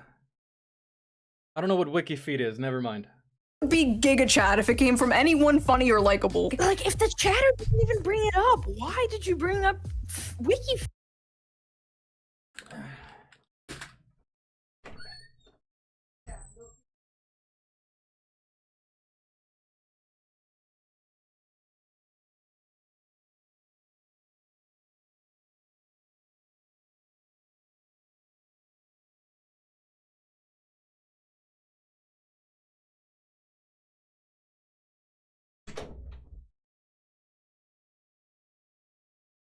Fucking niece. I had to go out there because otherwise she's gonna come in here and then she's just gonna be a handful and a pain in the ass and just demand way too much attention. Sorry, I just split really quickly. I know. By the way, if you guys don't know, WikiFeed is a website where people upload pictures of like celebrities' feet. Let's look up Hassan's. No. Oh, okay, that's what they were. Let's look at your wiki feed. Was Hassan using that to flex? I'm confused. I don't know. WikiFeed is a website where people upload pictures of like celebrities' feet. Let's look up Hassan's. No. foot Oh score. my, no way. He's got his bare tootsies online. Wait. You posted pictures of your feet online, Hassan?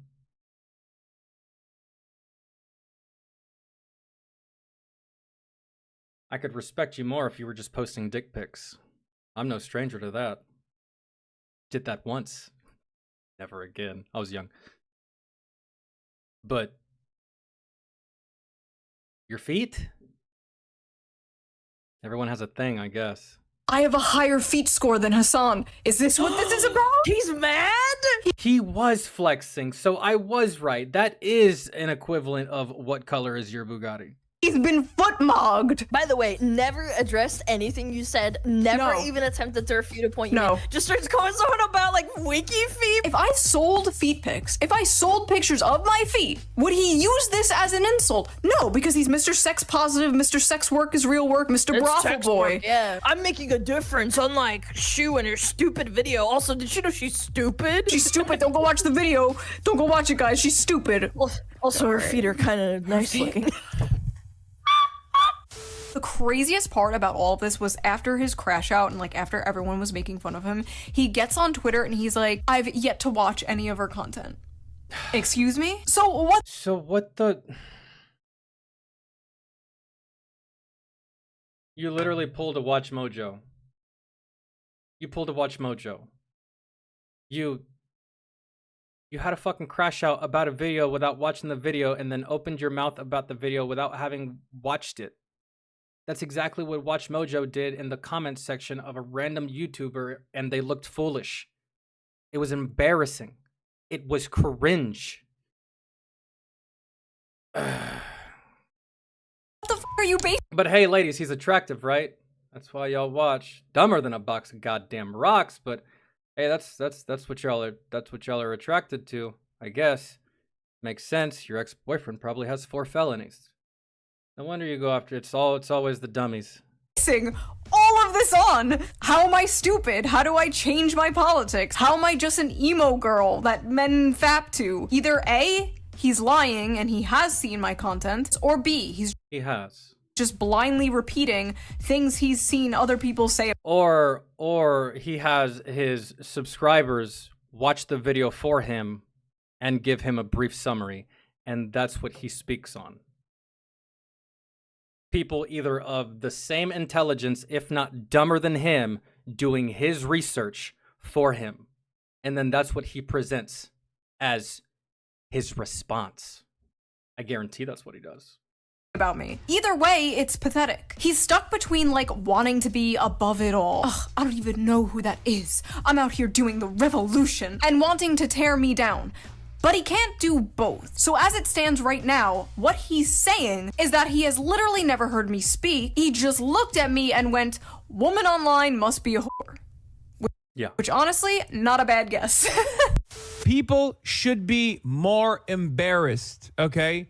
What happened to shame? Oh, wait. Oh, okay, dude. Some of the shit that he's saying, it was in the chat music video that we reacted to. If y'all haven't seen that, y'all can go check that out. It was a chat. It was a Shu versus Hassan chat music, and it put all of the funniest chats, all the funniest comments from the comment section to a song. I find it incredibly ironic that the guy who used chain lightning on his dog live on stream Talking about shame. for thousands of people and then lied about it and gaslit everybody, thinks that anyone else needs to be embarrassed about anything. Like, you've spent your entire career, the better part of a decade plus, being a political commentator, but the only thing that the majority of the internet knows you for is zapping your dog for stepping off its 4 square foot cot that you've designated for it. That's your legacy, Hassan. Get fucking shit on. Nice job, Alana. Dog, I can't stop. Yeah. Like, obviously, he watched the video and something in it really had him rattled. Like, was it the brothel thing? Was it the clock meme? Because if it was the clock meme, that was a joke, okay? We're the same age, Hassan. It is not too late. This is all not that serious. I just thought it was really funny and everybody was asking for a response video. Hassan, I don't think you should have children. For the sake of your child. Really. You could very well much end up being a good father to this kid. You don't teach him how to think. Well, whatever, but like doesn't even matter if you end up being a good dad. This kid is going to have to deal with the consequences of your actions and your words, and he's not going to have a good time. He's just not going to have a good time. I'll give you a key example right here. Does anyone here know of a rapper that goes by the name of Benzino? If you were keen on rap music, you know who Benzino is. Benzino was one of the first guys to ever get publicly shit on by Eminem in a rap battle because he was a jackass. And then for the next 20 years, he would hold a grudge against this man and let it define his very existence. To the point, and it got so bad, that he had a daughter. His daughter grew up and refuses to acknowledge that he is her father.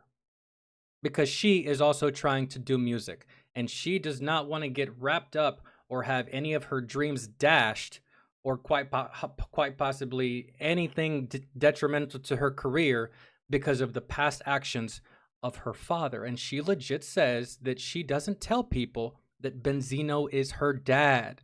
She doesn't admit it to people ever, at all, for any reason, in public, to music producers, to nothing. Like, yeah, she said it in that interview, but like, you know, people already know who she is.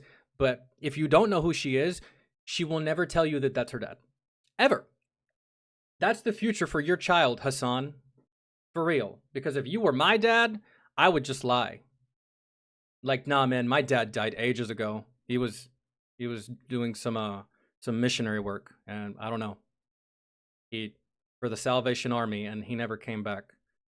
That's literally the plot of fucking The Waterboy and his father. But still, it's believable. And I'd rather have that bullshit story than have you as a real life dad. Don't procreate, man, for the sake of your child.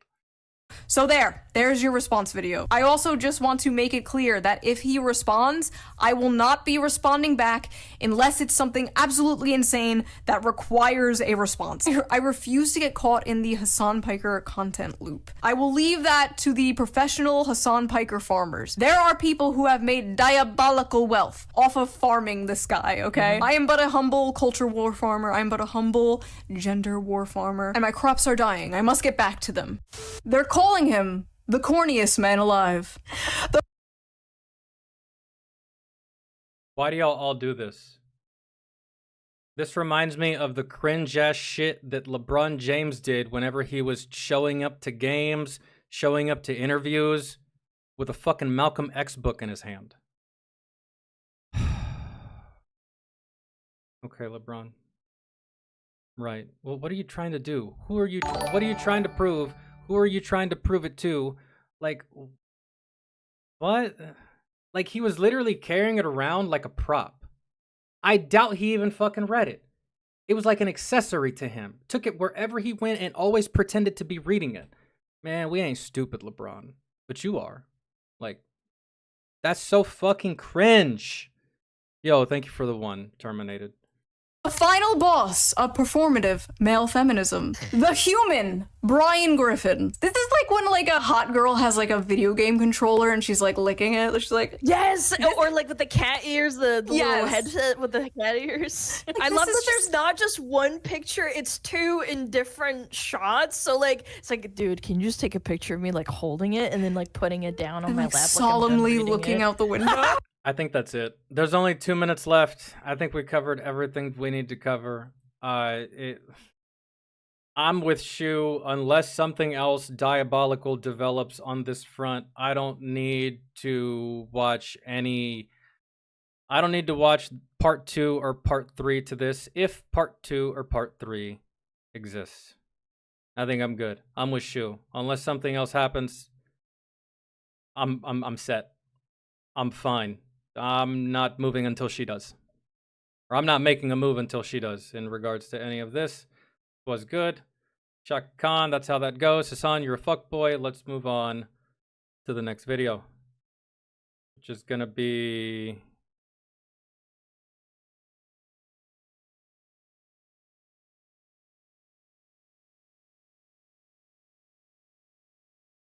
It's gonna be yours terminated.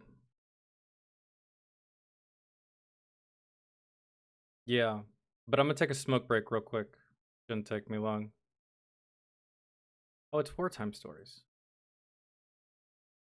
I am down.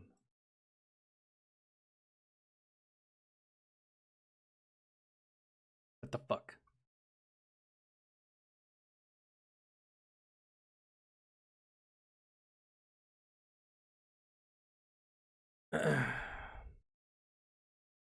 Okay.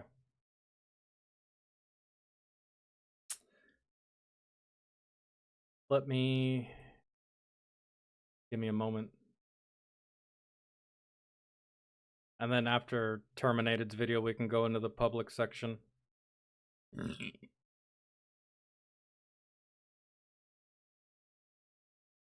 And see what's there. There's a couple things in there, I think, that we can get to. Katai, if you're here, I think yours is going to be first after Terminated's. Probably. Which I'm down for. Always down for funny shit. I keep forgetting to do this. Why?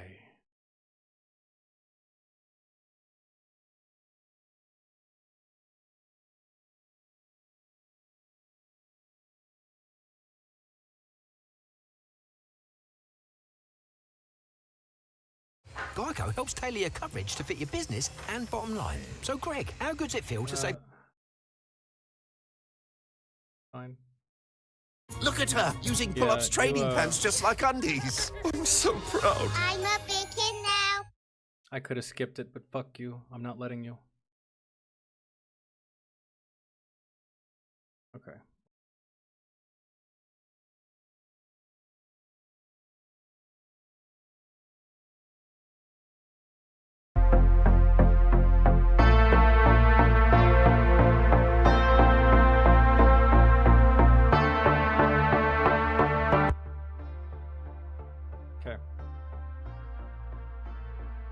I'll be right back.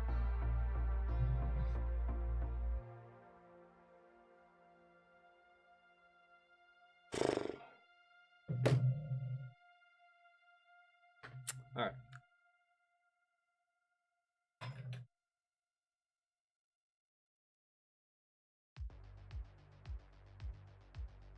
Or not, whatever.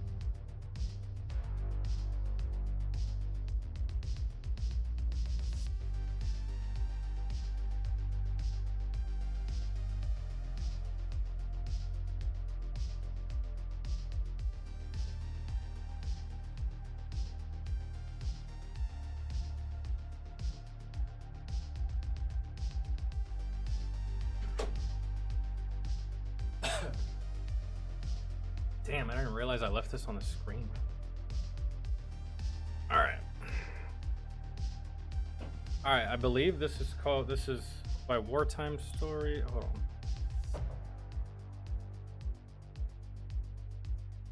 The Germans had no idea what was waiting for them in the fog. And I'm assuming they didn't find out because they either died or ran.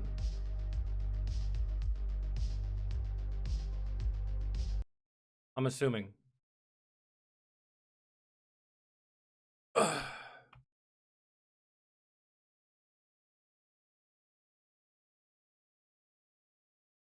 Have I heard about the movie Obsession? No. Why?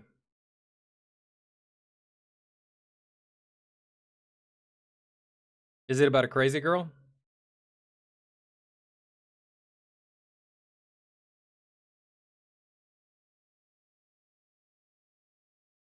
You'd have to tell me which one it is, Reverend.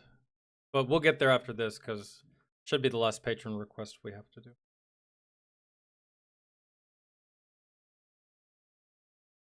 Thank you for the YouTube short on refreshing the page. Dude, I'm telling you. I knew that I was going to end up helping at least one person with that video. I can't fucking stand it.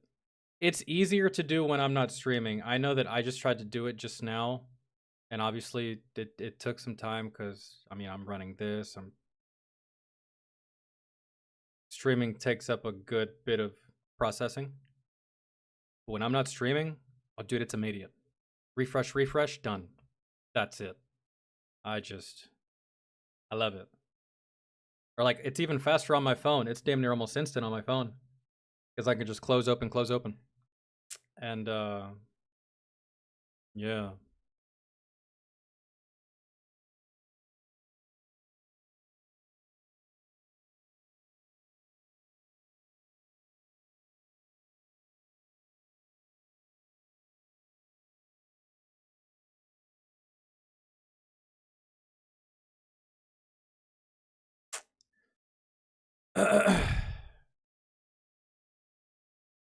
Is it this one? Strange Things in Germany?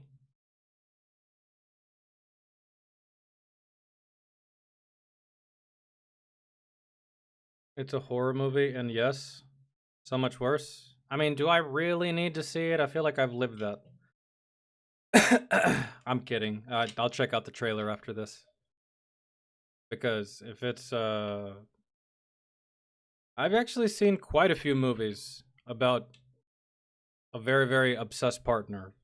Dudes and chicks, really. They don't discriminate when it comes to these movies because, hey, that shit's not exclusive to any one gender. I've actually seen it from the male perspective and the female perspective. You can't really name these movies right off rip, but I've seen them.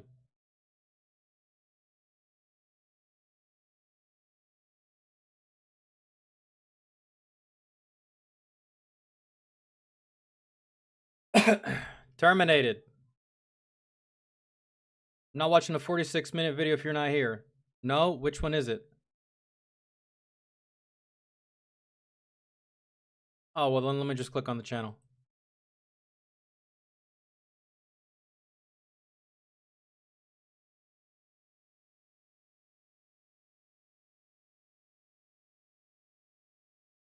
Of course it is. This would be the longest video we watched to date. Ugh. And here I was in my head thinking, man, most of these videos are always usually 30 minutes. How fucking silly of me to just think that. I feel like I just thought that shit into existence. All right. Get unlimited visits for unlimited wonder with a membership to Busch Gardens.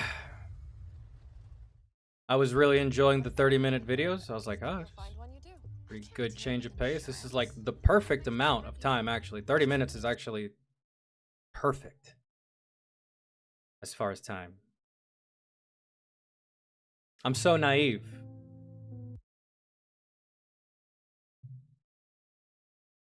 But I don't get my hopes up for anything in life. It'll change. Why you can't get complacent. The second you do, rug gets fucking pulled out from underneath you. Gotta stay vigilant. So yeah, maybe we're not gonna watch your video, Reverend. It's probably gonna have to wait. Maybe if we had something shorter on our hands, but brother, that's not possible around here, I guess.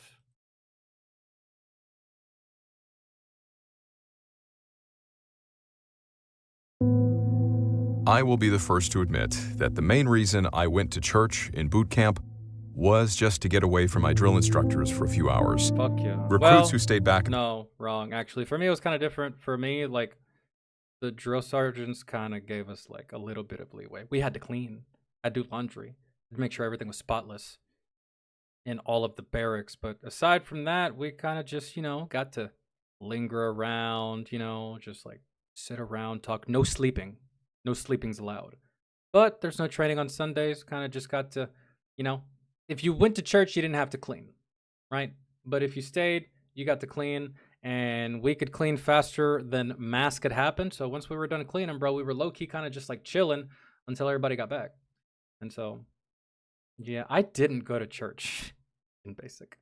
Damn, I completely forgot all about that. They allowed you to go to church, yeah. The squad bay thought that they would get time to write letters or relax. Well, the first Sunday I tried that, instead of reorganizing my footlocker, I spent the next 3 hours scrubbing and bleaching all the blood-stained pillowcases from the recruits who had their wisdom teeth pulled.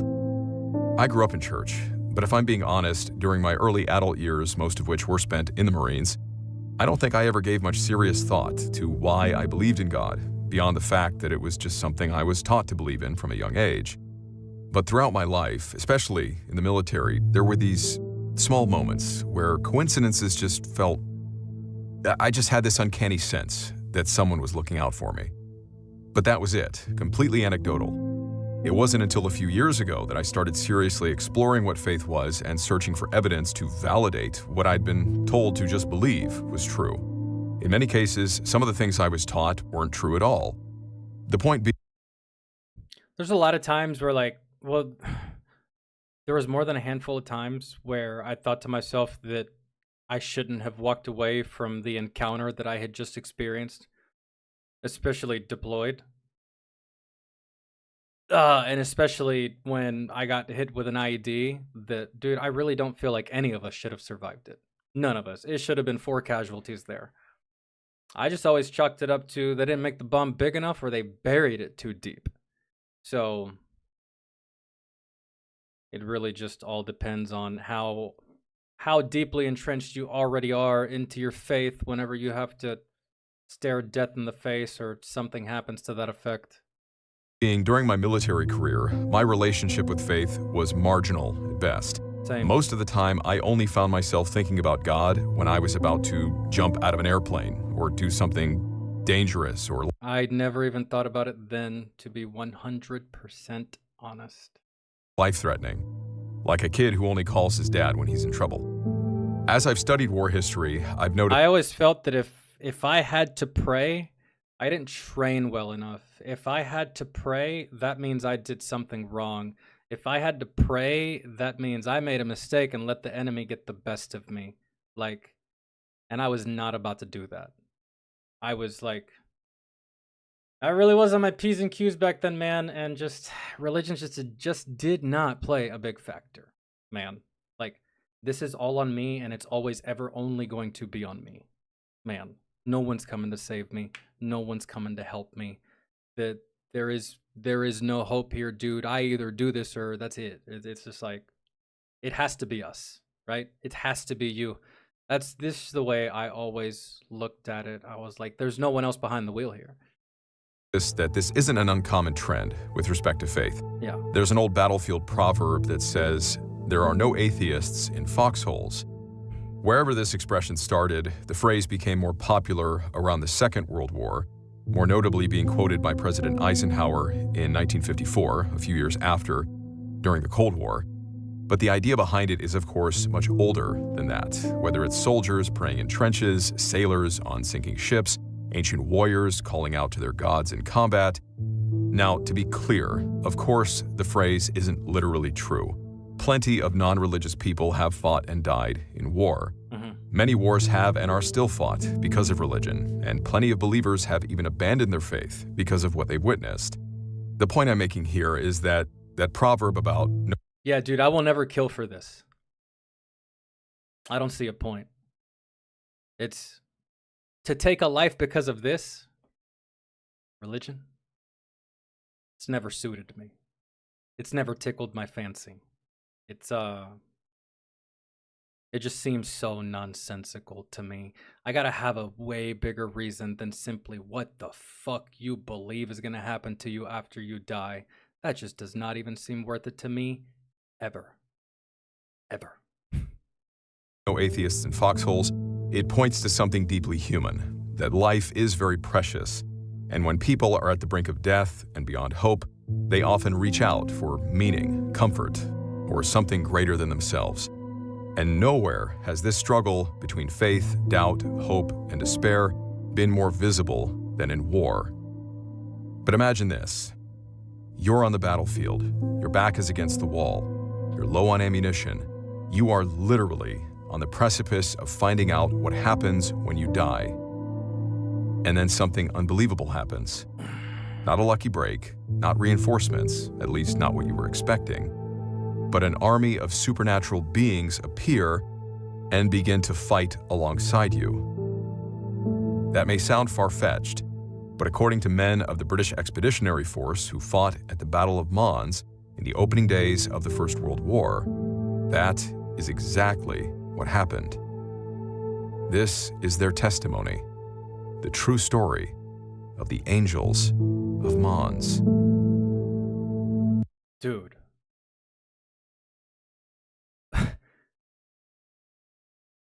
That's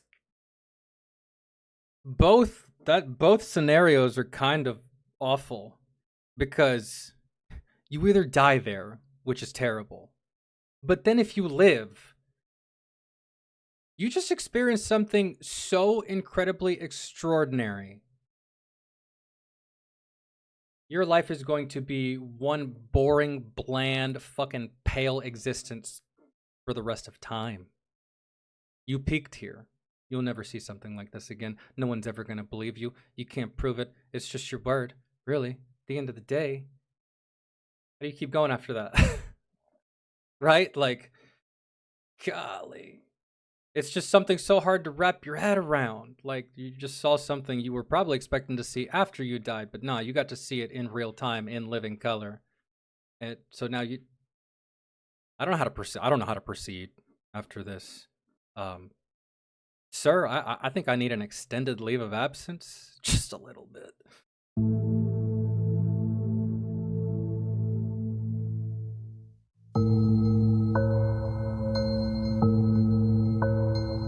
I'm Luke LaManna, and this is Wartime Stories. This is new, though. When I started Wartime Stories, I don't think I really thought it would become a serious thing. I figured, what the heck, start out. This is new, though. Usually we're talking about apparitions or demons or jinns or mimics or some kind of evil spirit that has yet to ascend wherever the hell it's supposed to go. But this is like one of the I don't know if it's the first one. It might not be. It's very rare, though. This might be one of the first ones that has to do with angels and the opposite of the dark shit we're used to hearing for the most part. The British Expeditionary Force began landing. Go back.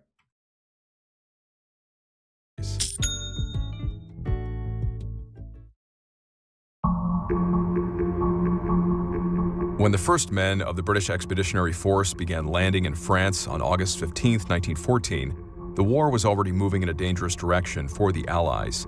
Germany had launched its invasion through neutral territory, pushing through Luxembourg and Belgium in an effort to bypass the heavy French defenses massed along the Franco-German border. It was a bold move by the Germans, and it worked.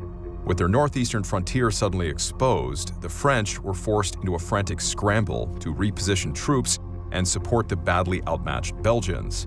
Roughly 80,000 British soldiers were then rushed forward to help plug the gap. As they marched through the still peaceful countryside toward the sound of distant guns, morale among these men was high. Unlike many of the young conscripts filling the ranks of Europe's armies, these British y'all are 80,000 strong. I'd feel confident too. men were professional soldiers, career troops, men who had trained for war, and in some cases had already seen combat in places like South Africa during the Boer War. But none of that experience was about to matter, because the kind of war waiting for them in Belgium was something new entirely. And on August 23rd, near the coal mining town of Mons, the British Army got its first taste of it. Dug into shallow trenches around Mons, the British found themselves facing a German force of more than 160,000 men, backed by at least 600 pieces of artillery. The British were outnumbered nearly 3 to 1. And if all that fails, that's a lot. But despite those odds, the British line had every intention of standing its ground. Over the next 2 days, German forces launched repeated attacks against their positions, and more than once, the Germans were thrown back with heavy losses. The British regulars were disciplined, well-trained, and deadly with a rifle. Keep sending those waves, and eventually y'all are going to be on equal footing as far as the amount of soldiers they have. I think they said they brought in 80,000 British troops to plug this gap. The Germans are 160,000 strong. That's double their element. Go ahead. Keep sending those waves. It'll be useless. And eventually, we will have slaughtered enough of you to where this will actually be a fair fight and on even footing. So go ahead, Germans. Stay the course. That's what I'd be saying if I was these guys. In the opening stages of the battle, they fought hard enough that for a brief moment, it looked like they might actually hold. But it didn't last. Once the Germans adjusted their tactics and began making full use of their superior artillery, the pressure on the British line became too much. It was only a matter of time before that happened. Even while continuing to inflict casualties, the British were gradually forced onto their back foot. With their positions in danger of being overrun and more than 1,600 casualties already suffered, the order finally came down: retreat. As the British pulled back from Mons, the Germans stayed right on them. What had begun as a confident march into Belgium quickly became a hard, exhausting fighting retreat, with British and French forces having to give ground again and again under constant pressure. Unable to mount any lasting resistance, the Allies fell into what history would remember as the Great Retreat. Through a series of running battles, German armies drove British and French forces back nearly 250 miles. It wasn't until the enemy reached the outskirts of Paris that the advance was finally halted. But despite the defeat at Mons, the British expedition... Why? Because y'all have y'all's backs up against the wall now, or because y'all have reached some more reinforcements? ...force had not disgraced itself. Badly outnumbered and heavily outgunned, they had fought stubbornly, inflicted more than 5,000 casualties on the Germans, and withdrawn in relatively good order. Yeah. Can't really blame them for anything. It's just, you gotta deal with the shitty hand that you're dealt. Whether it be inclement weather, whether they have more troops than you, whether you're outnumbered, you just kind of have to deal with it. They dealt with it fairly well, I feel. I don't really feel like there was any errors, right?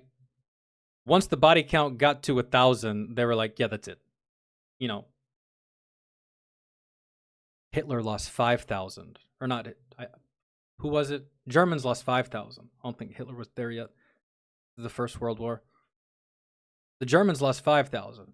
Probably because they could afford to lose it, but they lost, what, 1,100 and immediately pulled out. That probably saved a lot of lives, probably. Whereas in the Germans lost 5K in the process and were still, they didn't have to. They were steamrolling these guys. So fuck it. What's 5,000 to the 160,000 strong that we already have, right? Back home, however, those details... John, what's good, man? ...mattered less. What many in Britain saw was simple. Their army had been beaten and was in retreat. A tactical retreat, okay? Like much of the... Or, you know, backing up with a purpose.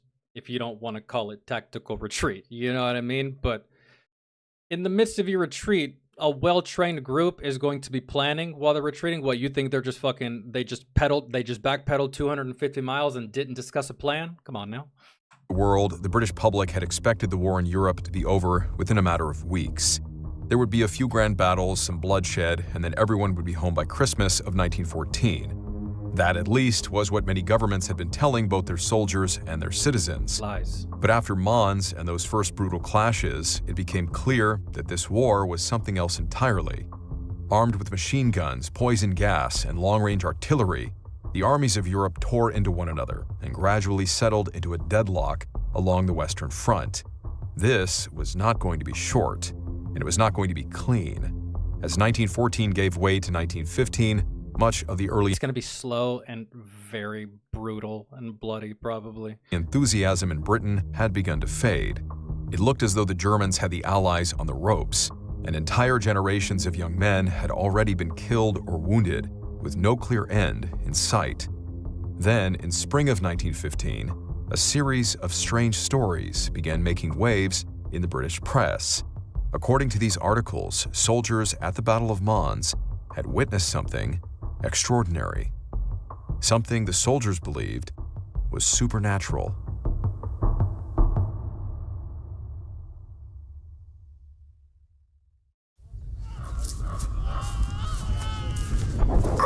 Easy now. Hold still. Thought we were finished out there. Well, you're here now. Hold still. Nearly done. No, I mean, they were all over us. We'd have been done for if he hadn't shown up. If... who hadn't shown? You'll think the crack on my head's worse than it is. Will I? Well, go on then. Who? Some sort of army. Not ours. Like figures in the smoke. One tall fellow in shining armor. Yellow hair. Sat a horse, I think. And I suppose they charged straight through the Germans for you. Yes? I know what it sounds like. He's not the only one. What? Yeah, Don't tell me you saw the man on the white horse also. Couldn't tell you what it was, but the Germans broke all at once. Horses turning, men shouting, like something hit them that wasn't there.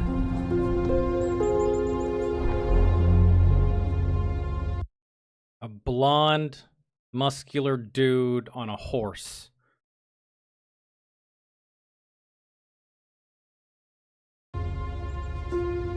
At first, the stories coming out of Mons were vague and inconsistent. No one seemed entirely sure what it I'm just trying to piece that to something in mythology. Probably would have said something like Zeus or Thor, but those fuckers didn't ride horses. Or maybe they did, but they don't require it. I don't know. happened, only that a number of soldiers claimed to have seen some kind of strange fog or luminous clouds settled over the battlefield between the advancing Germans and the withdrawing British line. Whatever it was, the men who described it were adamant that it was not artillery smoke, a smokescreen, or the result of gas. One of the earliest printed references appeared in the April 25, 1915 edition of Light, a journal of psychical, occult, and mystical research, which published the testimony of an unnamed British Army officer regarding what he believed he had seen. It took the form of a strange cloud interposed between the Germans and the British, which, it seems, had the effect of protecting the British against the overwhelming hordes of the enemy. In a later issue of the same journal, another account surfaced from a soldier. Let's just go ahead and take this at face value and assume, all right, bet. Now I just want to know why. Why? Right? I know what some of y'all are probably thinking. Angels came down and intervened, or some kind of angelic type being, but why intervene? Huh? so that, you know, these dudes can see it, run back and tell everyone, and then the world is going to be like, oh, well, maybe we shouldn't fight because that just happened, and that's crazy. And maybe that's a sign. That's so far-fetched, though, right? That would just be like, you'd have to hope for that to, like, naturally happen that way. So, anyways, let's continue. Soldier who described seeing something strikingly familiar. Suddenly, he saw a sort of luminous cloud or fog interpose itself between the Germans and our forces. In this cloud, there seemed to be bright objects moving. He could not say if they were figures or not, but they were moving and bright. As the weeks went on, more stories began appearing in newspapers, parish magazines, and spiritualist publications across Britain. And with each retelling, the image became more dramatic. Whatever had happened at Mons was no longer being framed as just a strange battlefield sighting. It was being presented as an act of divine intervention. That's kind of where my head was at. According to many of the men said to have fought there, the only reason the badly outnumbered British Expeditionary Force escaped destruction was because something intervened at the last possible moment. Not reinforcements, not a hidden reserve, but what witnesses increasingly described as angelic beings. In some versions of the story, these figures were clad in armor and unleashed volleys of arrows into advancing German infantry. In others, their mere presence was enough to panic cavalry horses and throw enemy attacks into chaos. With each retelling, the legend grew larger. One such account appeared in the All Saints Parish magazine before being republished in the Hereford Times in May of 1915. It came through a woman named Sarah. What possessed y'all to show up, man? That's just what I'm thinking. Like, what possessed y'all to show up this day? Right? Because, I mean, don't tell me it's because, you know, you saw the injustice happening, or you saw the chaos of the world, and you saw how the entire planet was fighting, and you decided to intervene and put a stop to it. But, you know, what about all of the other wars and battles throughout the course of the history of this planet? You know, Genghis Khan existed once upon a time, right? Where were y'all? Right? Dude damn near almost took over the world. Right? So, it's just stuff I want to know. I just care. I'll never get the answer, but it's just like questions I ask myself, right? Questions that I contemplate, that I think about, that I like to theorize. For what reason would you have? What purpose? And then you fuck off with no explanation? Marable, the daughter of a clergyman. Not that we're owed one or anything, but you know what I mean? Like, connected to the parish publication. According to Sarah, 2 British officers had privately told her they had seen what many were now calling the Angels of Mons. One of Miss Marable's friends, who was not a religious man, told her that he saw. Or maybe, man, y'all really did show up. Y'all were like, wow, this is actually really serious. The whole world is going to kill itself. Let's show up and put a stop to it. They did. Well, more or less to this particular battle. Maybe not to the whole war. But then World War II happened. And then we dropped some bombs on Japan. And they're just like, okay, yeah, dude, no amount of intervention is going to stop this. They're going to keep doing this for the rest of time. We're wasting our time. We're not coming back. Maybe that's why we haven't seen them. And maybe that's why there probably hasn't been any report of this since. Maybe there has, and we just have to get on with the video, but I'm just imagining here. A troop of angels between us and the enemy. He has been a changed man ever since. The other man and his company were retreating. They heard the German cavalry tearing after them. They therefore turned round and faced the enemy, expecting nothing but instant death, when to their wonder they saw, between them and the enemy, a whole troop of angels. The German horses turned round terrified and regularly stampeded. The men tugged at their bridles while the poor beasts tore away in every direction. An even more dramatic account appeared in the Occult Review, submitted by a frontline nurse named Phyllis Campbell. She claimed that many of the wounded soldiers she treated spoke of seeing the angels during the fighting. One story in particular stayed with her. It involved a wounded member of the Lancashire Fusiliers who asked her for a medal of St. George, the patron saint of England. Phyllis then asked him if he was Catholic. The man told her that he was not, that he was a Methodist.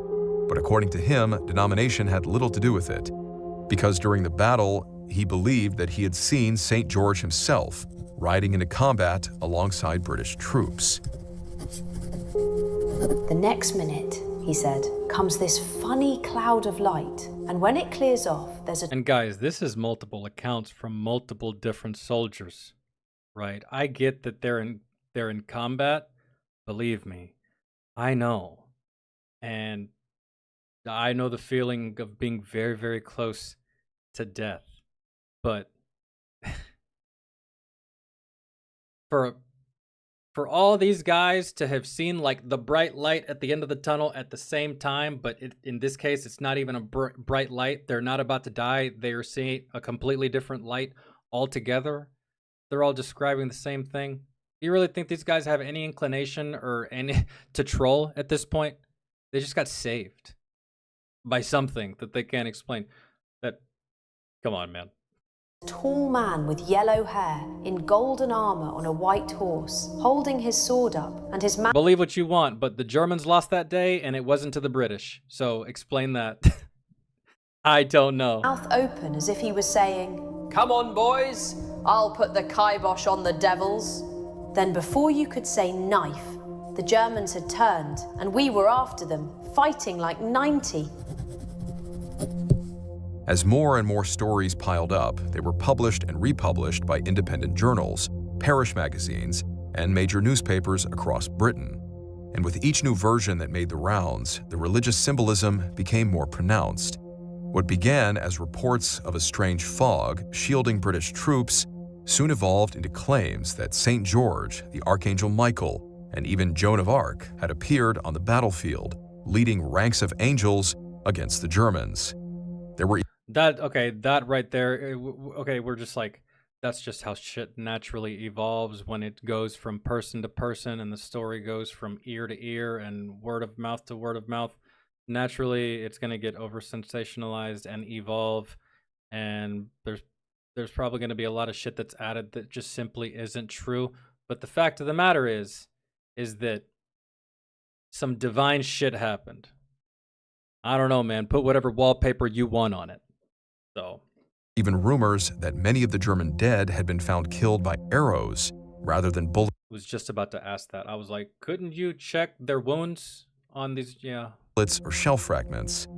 And with every retelling, the legend only continued to grow.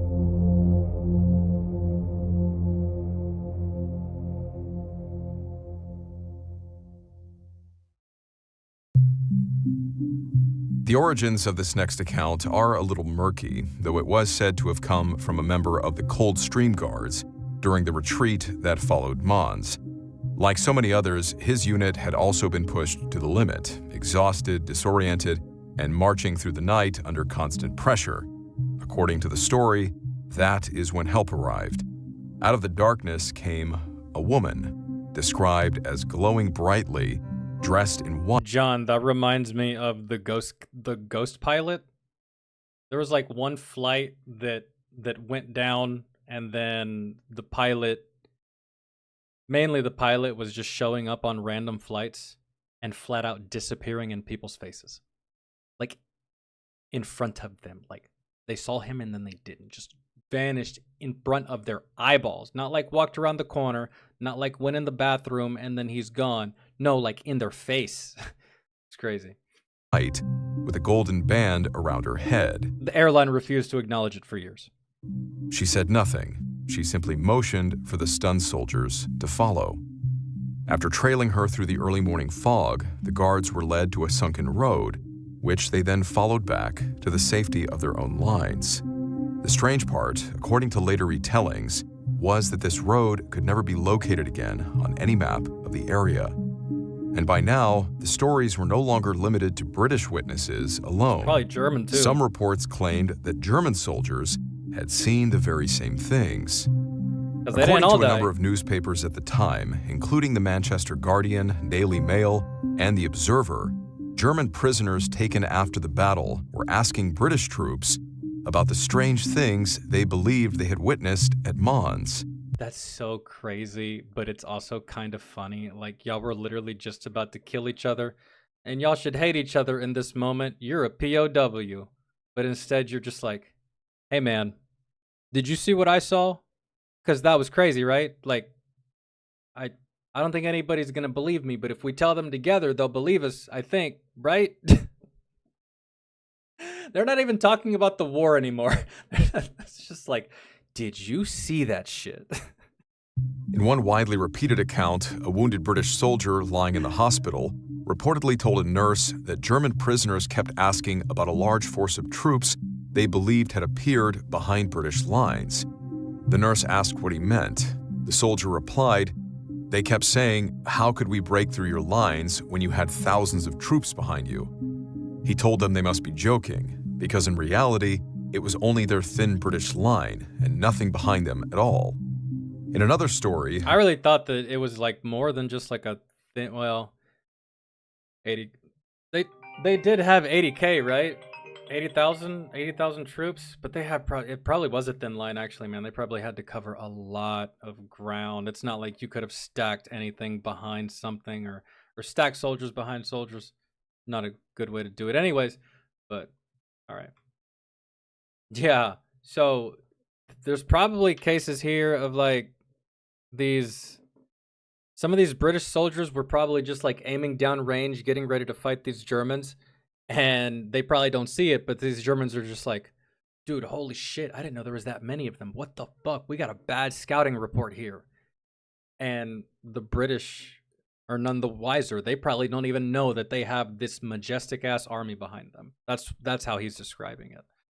a German cavalryman claimed that while charging across the battlefield, he and the men beside him were suddenly stopped by something they could neither see nor explain. I only know that we were charging full on the British at a certain place, and in a moment we were stopped. It was like going at full speed and being pulled up suddenly as if on a precipice, but there was no precipice there. Nothing at all, only our horses swerved round and fled. We could do nothing. They were yanked off their horses. Legit. By something way faster, way more agile, and way stronger than them. If they weren't arrowed to death first. Then there was the story that was first published in the Catholic newspaper Universe. According to a letter sent to them by an unnamed British officer. But this just means that the angels took sides. You know what I mean? Like, if you think about it, you know, they don't, I don't think they do, or maybe they do. Maybe they keep up with the geopolitics, right? But in their eyes, they really shouldn't care who's wrong, who's right. They probably should have just showed up and spanked both sides. Spanked the British and the Germans. Cut that shit the fuck out. Final warning. At least in my head. Anyway, they did pick sides here, though. A unit of about 30 men found themselves pinned down in their trench and cut off from support. Though badly outnumbered, the officer rallied his men for one final push. That's just the military mind in me with the mass punishment, you know? Shouting St. George for England, they charged towards the German lines. Miraculously, they ended up taking the enemy position, along with some prisoners. It was then that one of the prisoners asked them a very strange question. Who was that officer on a great white horse who led them? Although he was so prominent, none of our men had been able to hit him. In other similar stories, the German POWs were reported to have asked the British about their strange decision to dress in medieval armor during the battle, or to have swapped out their rifles for bows and arrows. They're like, we didn't.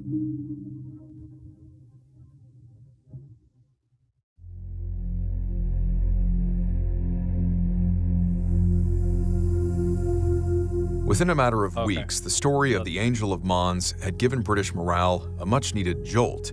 The opening months of the war had been brutal. Early defeats had wounded national pride, Casualty lists were already mounting, and to many ordinary people, it seemed as though no one in government or the military had a clear answer for how to turn things around.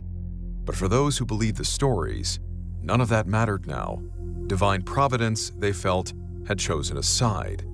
A wave of religious enthusiasm swept across Britain. Churches, parish halls, and congregations. I don't know, man.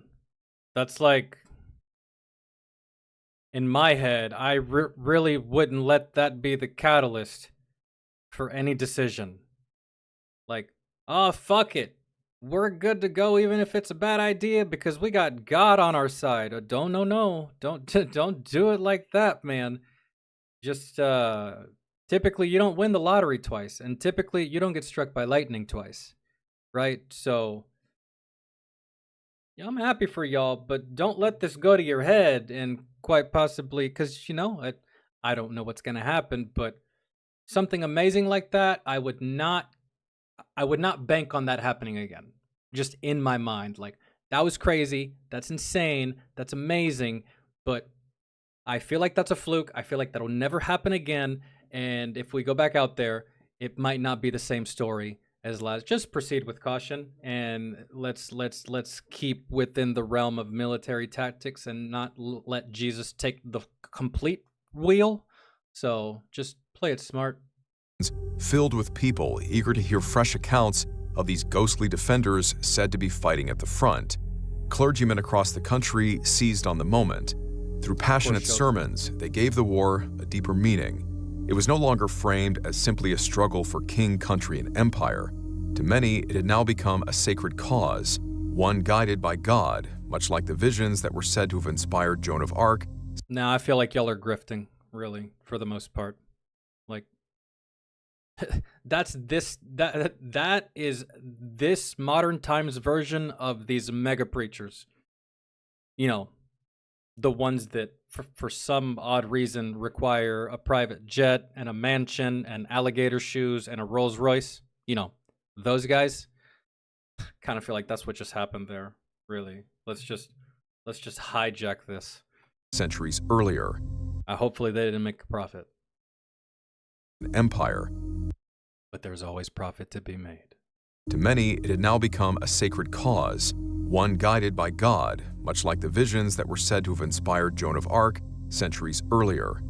What strengthened belief even further was the testimony of Private Robert Cleaver of the 1st Battalion Cheshire Regiment. Up until then, most stories of the angels had come through second-hand or third-hand sources. But when Private Cleaver swore an affidavit before George S. Hazelhurst, a justice of the peace in North Wales, he became one of the first soldiers to formally go on record with what he claimed to have seen. In an article later submitted to the Daily Mail on August 24, 1915, Hazelhurst described Cleaver's account of the battle. He said that things were at their blackest with our troops, and that if it hadn't been for this supernatural intervention, they would have been annihilated. The men were in retreat, lying down behind small tufts of grass for cover, and then, suddenly, a vision came between them and the German cavalry. He described it as a flash. I asked him if the angels were mounted or winged. He couldn't say no more than that it appeared as a flash. The cavalry horses rushed in all directions, disorganized, and the charge simply frittered away.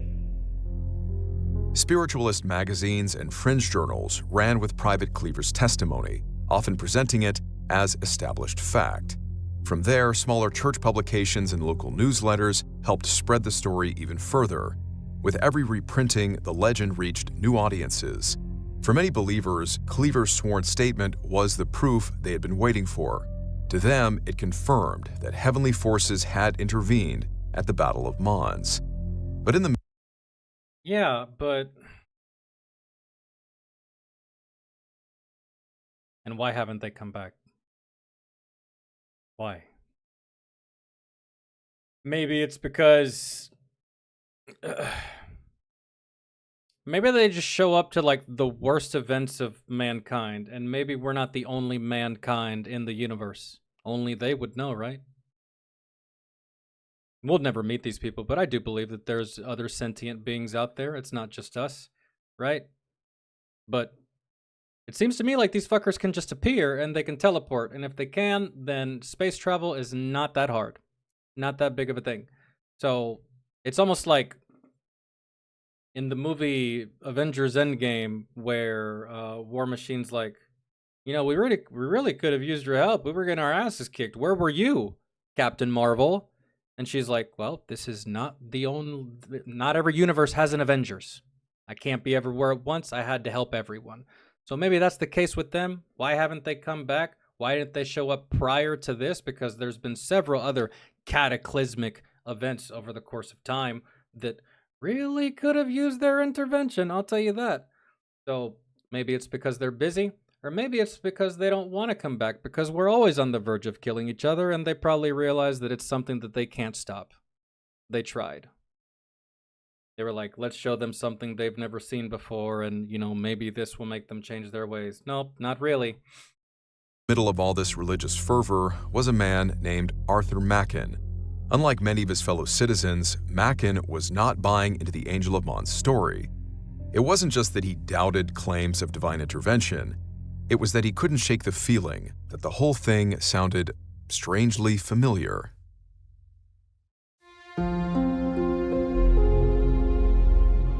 Born on March 3, 1863 in the Welsh town of Caerleon, Arthur Machen first made a name for himself in the 1890s as a writer of horror, supernatural, and fantasy fiction. Works like The Great God Pan, The Three Impostors, and The White People earned him a loyal readership and serious attention in literary circles. The OG Stan Lee, but just like minus the superheroes. But by the early 1910s, that success had begun to fade. Money was tighter than it used to be, and Machen eventually took a job as a staff writer for the evening news to make ends meet. Needless to say, it was not where the once prominent author had hoped to end up. But with Europe now at war, there was no shortage of grim material to cover. By late August of 1914, Machen, like much of Britain, was already familiar with the bleak reports coming out of Mons and the retreat that followed. And as he read through the details of the battle, he felt a sudden stroke of inspiration. I looked out of my window one Sunday morning towards the end of August 1914 and saw some newspaper bills in front of the little shop over the way, and saw that the night had come. I have forgotten the detail of the newspaper account of the retreat, but I remember it was a tale to make the heart sink, almost to deep despair. It told of the British Army in full retreat, nay, in headlong, desperate retreat on Paris. The correspondent rather pictured an army broken to fragments, scattered abroad in confusion. It was hardly an army anymore, it was a mob of shattered men. And I suppose that in the first place, it was to comfort myself that I thought of the story. On September 29th, Machen's story, titled The Bowman, would be published in the Evening News. Set during the Great Retreat, the story follows a company of British soldiers trying to hold off a vastly superior German force in a desperate rearguard action. Pinned inside a small salient, the men are subjected to a relentless artillery fire that kills or wounds nearly half the unit. The situation is grim. Some men try to keep their spirits up with dark humor. Others begin saying quiet goodbyes to friends and bracing for what seems like the inevitable end. One soldier, however, turns to prayer. As he fires his rifle, he recalls an odd memory from London, a vegetarian restaurant where every plate bore the image of St. George and the Latin phrase, Adsit Angelus Sanctus Georgius, or may St. George be a present help to the English. With the Germans closing in, the soldier begins repeating the phrase over and over, firing until his rifle finally runs dry. And then he sees something extraordinary. Materializing just in front of the British line was a row of medieval bowmen, the ghostly archers of England from the Battle of Agincourt in 1415. Calling upon St. George, the archers loose volley after volley into the advancing Germans, cutting them down by the thousands. As surviving British troops and officers try to make sense of the sudden victory, only the soldier understands what truly happened. In his mind, it was St. George and the Bowmen of Agincourt who had come to save the English. Mackin, for his part, thought very little of the story. As far as he was concerned, it was simply a short piece of fiction, something to fill column space and maybe lift morale during a bleak moment in the war. Only later, with all the reports of actual angels appearing to fight during the battle at Mons, did Mackin begin to realize that his story, The Bowmen, was taking on a life of its own.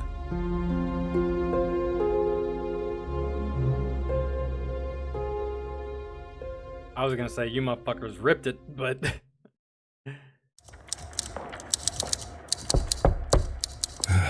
Enter. More post for you, Mr. Mackin. You, seem to have acquired a following. If by following you mean strangers asking whether my nonsense was true, then yes. Sorry, sir, I didn't mean... Every day now. Letters wanting to know where I got the account, who the witnesses were, I made it up. whether the angels still appear. It's enough to drive you mad. Yes. Well, sir. People want something to hold on to, don't they? I only gave them a short story. At present, that may be the same thing, sir. I wrote a bit of fiction to fill space in a newspaper. Now half the country seems determined to turn it into scripture. Times being what they are. That's kind of annoying. Just looking at it from the perspective of a writer. It makes you not want to do anything because you know that it's not going to be looked at how you want it to be looked at. People are just going to take it and bastardize it into something else and change it to suit society. And it's just like, you can't put stipulations on how people interact with your art, but if they're requesting that you make the art for the purposes of that, man, that shit would be annoying, and I don't even think I'd want to do that. I think I'd just pass. No, like I'd rather be known as, like, you know, for my achievements and my accomplishments and my skill as a writer, not because you're looking for something to hold on to and you just need hope, right? Like, because y'all seem pretty desperate for something, right? And I could probably write some bullshit. That's exactly what I just did, right? And so, but, you know, he wanted to be a writer, a prominent one, so here's his chance. So. Men will take comfort where they can find it, won't they? Yes. And I seem to have helped mislead them. That gives me... I am death, destroyer of... I am become death, destroyer of worlds. That's kind of what that reminds me of. He's like, yeah, I led them astray, I feel. Because now they really do believe this shit because of what was reported on the battlefield, and what happened on the battlefield, I wasn't there, that is what it is, but this is what it's not. And people are taking it as if it were that. And I fucked up by putting this out into the world. Through no fault of my own, I was just writing a story. It's not illegal to write a story. Especially science fiction, right? So... When the Bowmen first appeared in the evening news, there was no clear disclaimer marking it as fiction. The paper normally had a section titled Our Short Story for that sort of material, but for reasons that are still unclear, Mackin's piece was not placed there. Instead, the story appeared among genuine wartime reporting and was written in the same sober, journalistic tone as the surrounding articles. They did that on purpose. That wasn't a mistake. That wasn't a blunder. That wasn't, oh, how did that get there? That needs to actually go back over here in, like, the lighthearted section with all of, like, the puzzles and stuff and the cartoons. That shit was no accident. They knew what they were doing there whenever they released that. They released that to the public in that fashion, in that form. Come on. It didn't take long for readers to take notice. Within weeks, Mackin began receiving letters asking whether the story was true. Each time he gave the same answer. Oh. No, it was simply a work of fiction. But things became more complicated when editors of parish magazines began asking permission to reprint the story in their own publications. Some even requested that Mackin provide a preface. Wow, this just got really interesting. There's a lot of depth to this. I almost completely forgot that there was a whole ass world war happening. Like, we weren't just seeing Germans and British troops die just a second ago. Now we're on some kind of like fucking drama about this man's writing. Explaining where he'd obtained the original account and what sources he had used. Mackin granted them permission to reprint the story, but he was also direct about its fictional nature. To his surprise, that explanation didn't exactly go over well. Oh. It seemed that I thought that it wasn't going to matter because people are going to believe what they want to believe, whether or not you tell them, right? Like, listen, bro, this story ain't true. Well, it's true to me, right? You know what I'm saying? my light fiction had been accepted by the congregation of this particular church as the solidest of facts. And it was then that it began to dawn on me that if I had failed in the art of letters, I had succeeded unwittingly in the art of deceit. This happened, I should think, sometime in April, and the snowball of rumor that was then set. Y'all turned me into a liar. Damn. And I'm not a liar. And I'm not a con man. And I am not a deceiver. I'm just a writer. But now I feel like all of these ways because of the church. Wow, that's so bad tape, man. Dude. Come on. Man, it was a different time back then, obviously. Like, Imagine. I can only imagine back in the day when I was going to church every Sunday. I grew up Catholic, and the priest decided to throw. It didn't exist back then, but the priest decided to throw fucking Avengers up there, and be like, "Yep, these were the gods. These are the. This is what really happened, brother. There's no way. There's no way. No one would ever approve." Desperate times, dude. People do that's just like, yo, dude, keep entertainment out of the church. Those two things don't go hand in hand unless it's a Mel Gibson movie, okay? So, And I should think sometime in April, and the snowball of rumor that was then set rolling has been rolling ever since, growing bigger. And it was because of me. Because of me. I didn't even mean for this to happen, but this is how it has transpired, and I don't like it, essentially what he's saying. And bigger, till it is now swollen to a monstrous size. No. The last thing Snowball. Mackin wanted was to be responsible for a hoax. So as the Angel of Mon's story gained momentum in the spring of 1915, he repeatedly challenged publications that claimed to have first-hand testimony from soldiers, nurses, and other witnesses. He insisted on the same point again and again. The Bowman had been fiction. But for some people, that was not an acceptable answer. Why can't y'all just take the soldier's account and that's it? Yo, you're literally talking to the... You ever hear the saying, I'll wait till I hear it directly from the horse's mouth. Y'all are literally hearing it from the horse's mouth. Who gives a fuck what a writer... Oh my god, you people. You're hearing it from the person that was there, saw it, experienced it, and y'all have read and seen multiple accounts, but no, what y'all want this guy to fucking validate it? Y'all want him to fucking put a notary stamp on it? Like, yep, this is 100% valid right here. This is canon. Is that what y'all want him to say? It's Come on, man. Something amazing happened and y'all can't even be happy. Y'all are back to being annoying little fucking petty ass clowns. Y'all are over the Angels, huh? See, that's why they're not coming back. That's why they're not coming back, man. Because of y'all. It's never enough. They showed up, and now you don't believe it because this guy wrote a book. Oh my god. Or maybe y'all believe it too much because this guy wrote a book. I don't understand y'all. To question the angel's realism was seen by certain believers as more than skepticism. It was irreverent, even unpatriotic. At a time when Britain was desperate for hope, many had no interest in hearing the story exposed as fiction. One of the most outspoken defenders of the legend was English author Harold Begbie. A deeply religious man, Begbie responded in his 1916 book, On the Side of the Angels, where he argued against Macin's version of events. Leaning heavily on Private Cleaver's sworn testimony, Begbie also repeated other claims, including that of an unnamed lance corporal, who said he saw 3 winged figures hovering above the German lines.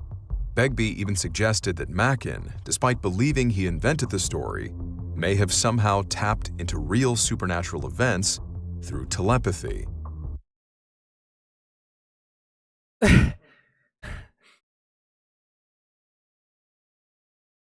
I'm done. I quit. I don't want to write anymore.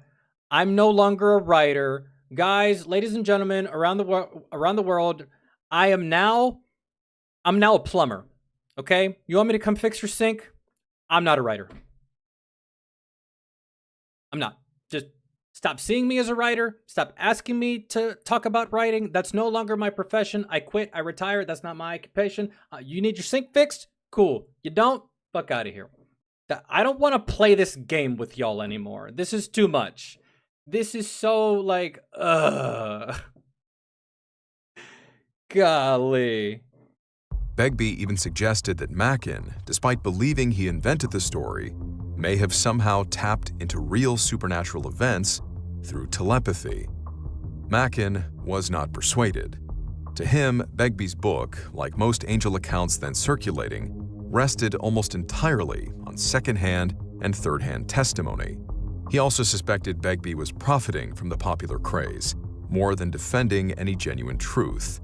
As the argument grew louder and the oh, but it's okay for all of the churches and, that whole space to come in here and get people riled up and, start hailing this as a religious war and a divine war and blah, blah, blah. It's okay for all these other religious fanatics to, do their thing, right? Spread their word, quite possibly even make a few dollars out of it, but he can't over-sensationalize or under-sensationalize a real event?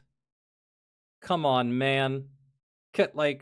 Legend continued to spread, a new group entered the picture, the Society for Psychical Research. That is preventable, and it's preventable if we make... If I was that guy, I wouldn't want to be a writer anymore. Because y'all are making this unbearable. It is not my responsibility to separate fact from fiction for you. It isn't. But I done told you. It's just a story that I wrote. Does it have similarities to that event? Sure. Right? And hell, even if he plagiarized it, even if he copied the event word for word, it's not like that shit's copyrighted. That don't belong to anybody. That's a world war. That's a public event, right? You can write about whatever. So I just think that people were mad that he wrote a book and then he didn't kiss their ass and appease them by saying that yeah, that's about the real event. That's all they wanted. They wanted validation. They didn't want the truth. They just wanted to hear what they wanted to hear. That's it. They needed to be pacified. I'm not pacifying you that way, man. I wrote a fucking book. It's fake. I told you it's fake. It's not fucking real. Is it like the event? Sure. Is it has similarities? Sure. I mean, damn, man. Did you enjoy it? You did? Cool. That's exhausting. Founded in 1882, the Society for Psychical Research, or SPR, was one of the first organizations to seriously examine paranormal claims through structured investigation. Their goal was not to simply believe or debunk, but to test unusual phenomena using evidence, witness testimony, and disciplined research. Good. In many ways, they helped lay the groundwork for what would later become modern paranormal investigation. The Society took a keen interest in the Angels of Mons and opened an inquiry in 1915. Good. But despite the story's popularity, researchers struggled to find reliable firsthand testimony from anyone who had actually been there. And when they looked closely at the strongest public witness, Private Robert Cleaver, they found significant problems. Cleaver's regiment had fought at Mons and suffered heavy losses, but records indicated that Cleaver himself could not have taken part in the battle at all. Mons was fought on August 23rd and 24th. Cleaver, however, was only mobilized on August 22nd and did not arrive in France until September 6th. If those records were accurate, then how does he have the same details and the same recollection of soldiers and troops that were actually there?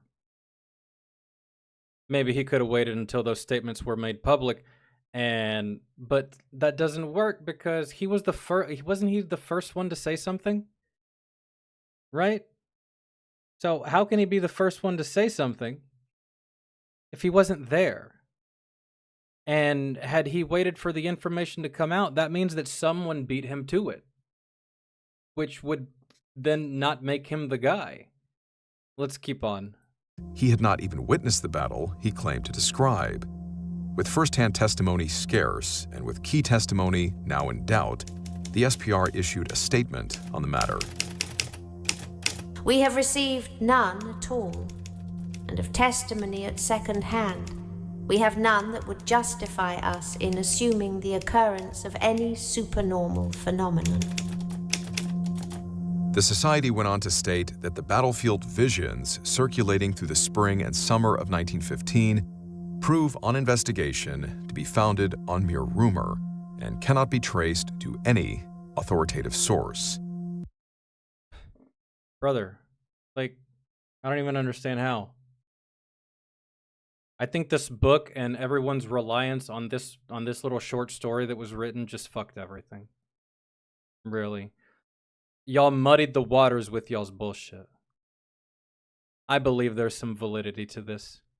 I'm willing to believe the German soldiers and the British soldiers, but this guy writes his book, all the religious fanatics get involved, they make it a worldwide fucking spectacle, and then these people enter the fray? Done muddied the waters to the point where, the story's kind of, almost irrelevant at this point to where, yeah, you're about to cast so much fucking doubt on something that,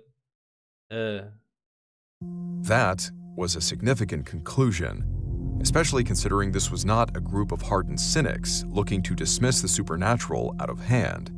Many within the SPR were open to paranormal phenomena if the evidence supported it.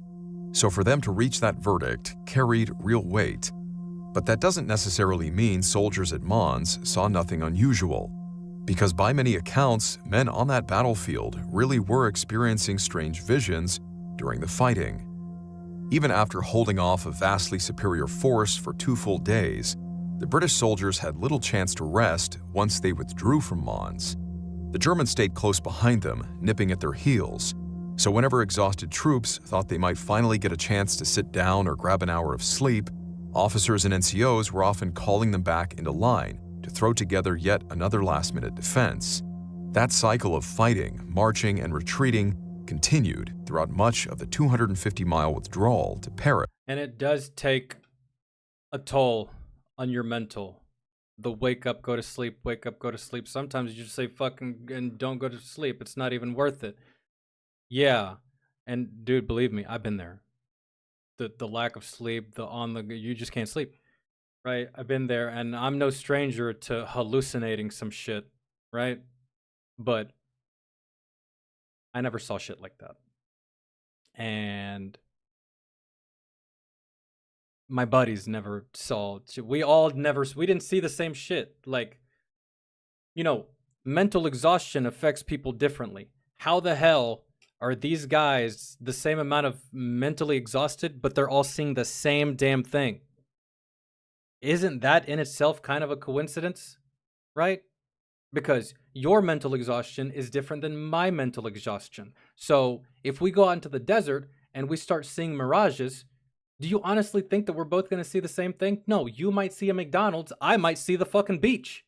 But that's not the case. They all saw the same figures and they described them in the same exact way. I don't know, man. I'm just trying to give some benefit of the doubt here. By the time the German advance was finally checked, many of those men had been functioning for days, if not weeks, on only fragments of sleep. And if you've ever served in the military or understand the repercussions that this kind of exhaustion can have on the mind, it's very, very dangerous, and especially in my position, I went an extended amount of time during my first deployment. Actually, both deployments, actually. I went an extended amount of time, especially my second deployment. I didn't do many convoys on my first. But I spent an extended amount of time operating the 50 cal by myself. That's a no-go, man. You got to have an assistant gunner. The rule was that you weren't allowed to be in that gun for anything longer than 12 consecutive hours. And dog, without an assistant gunner, on a convoy that is anywhere from a full day, 24 hours to 37 hours, sometimes it would take us 37 hours on the road just to reach our destination, right?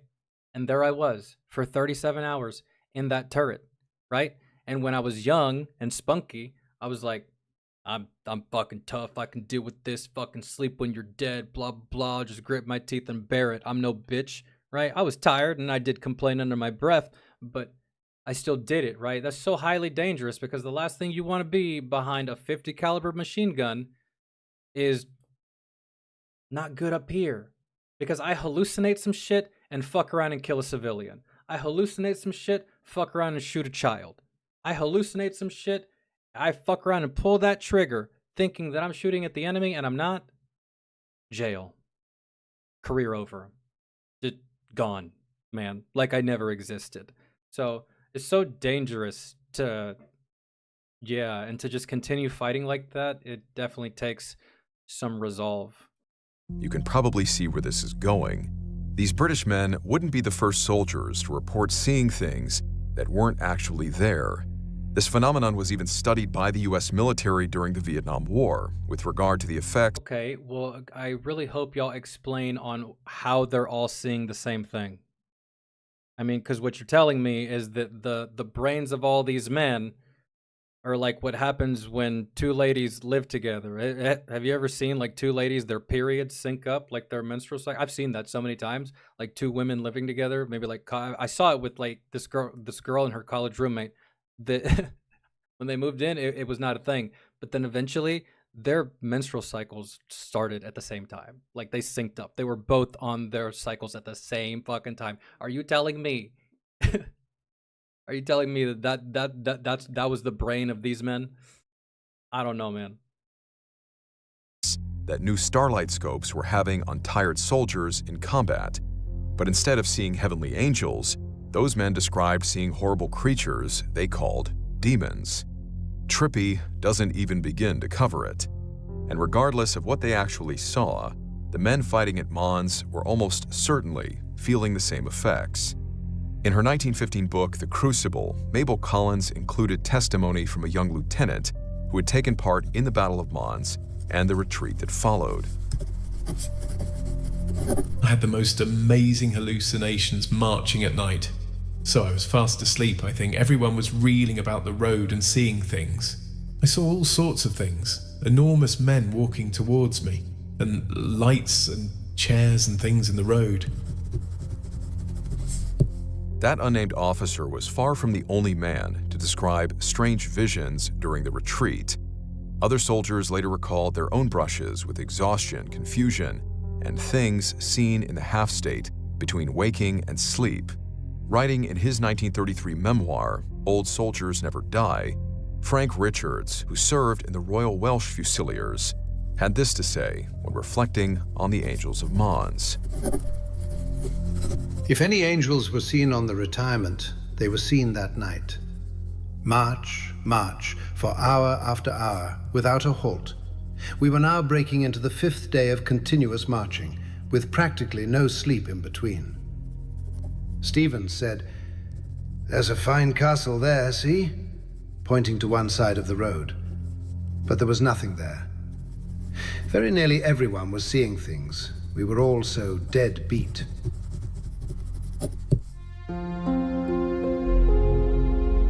Notice how he said we were all seeing things, but not the same thing until the actual battle, and they all saw the same shit. I don't know, man. Everyone's perception is different. they could have all seen the same thing, but just described it differently, or maybe they perceived it differently, but it was all the same. I am not doubting in the slightest that these guys didn't see anything. In fact, I believe them. I'm just trying to, you know, just get closer to it, I suppose. Just get a little bit deeper into it. While the Angels of Mons would remain a contentious subject for years, I'm trying to protect them from the doubters, really, because, like, there's people that have skepticism, which is okay. That's, like, one of the best parts about it is, like, you know, debating with the skeptics and what they think and stuff like that. Because that shit's fun, right? Given that, you know, it doesn't go into, like, stupid land, right? With, like, name calling and shit like that. As long as it doesn't devolve. That's, like, the fun part about it, so... The SPR's findings, combined with the obvious similarities to the Bowman story written by Arthur Machen, were enough to convince many people that the entire story was built on rumor. See, y'all muddied the waters. Even so, belief in the legend did not disappear after the war. Some remained convinced that there had to be at least a kernel of truth behind it. To support that view, they often pointed to Brigadier General John Charteris's post-war memoir, At GHQ, published in 1931. In one passage, Charteris recalled hearing a strange report concerning an angel of the Lord, clad in white raiment, bearing a flaming sword, appearing before the German forces at the Mons battle, forbidding their advance. Charteris also claimed that he first heard rumors of the Angels around September 6, 1914, roughly 3 weeks before Arthur Machen would publish The Bowman. If true, that would suggest that the original story of the Angels predated Machen's fictional article. But when historians Hold on. I gotta hear that one more time. publish The Bowman, that he first heard rumors of the Angels around September 6, 1914, roughly 3 weeks before Arthur Machen would publish The Bowman. If true, that would suggest that the original story of the Angels predated Machen's fictional article. But when historians examined Charteris's wartime correspondence and official records, they found no mention of such rumors at that time. It's also worth pointing out that Charteris served in British military intelligence and took part in the deliberate spread of wartime propaganda. He's most often linked to an infamous corpse factory story, a false claim that Germany was rendering the bodies of its own dead soldiers into industrial fats, a tale that made international headlines and stirred public outrage. In the end, nothing has ever been conclusively proven regarding Charteris and the Angels of Mons. So glad y'all fucking lost the war. But it's not unreasonable to suspect that he was at least aware of the legend and may have recognized its value as propaganda. In the years after the war, Arthur Machen's career as a writer enjoyed a modest revival thanks to several successful new works. Even so, The Bowman and the controversy it created followed him for much of the rest of his life. It didn't help that Machen himself came to dislike the story, viewing it as one of his lesser efforts. But whether he wanted it to or not, The Bowman helped give birth to one of the most... Whether we want it or not, we've stepped into a war with the Cabal. I'm sorry, that was just too good to not do it. Yeah, dude, I already hated the story from the very beginning, not because the story was bad. The Bowman, very intriguing, right? But simply for what it was just doing to my life, really. And the fact that no one was taking it the way I wanted to take it. Again, I wouldn't tell anyone how to engage with someone's artwork, but it's just like, it's not what he wanted, right? So I get it. But whether he wanted it to or not, The Bowman helped give birth to one of the most enduring myths of the First World War.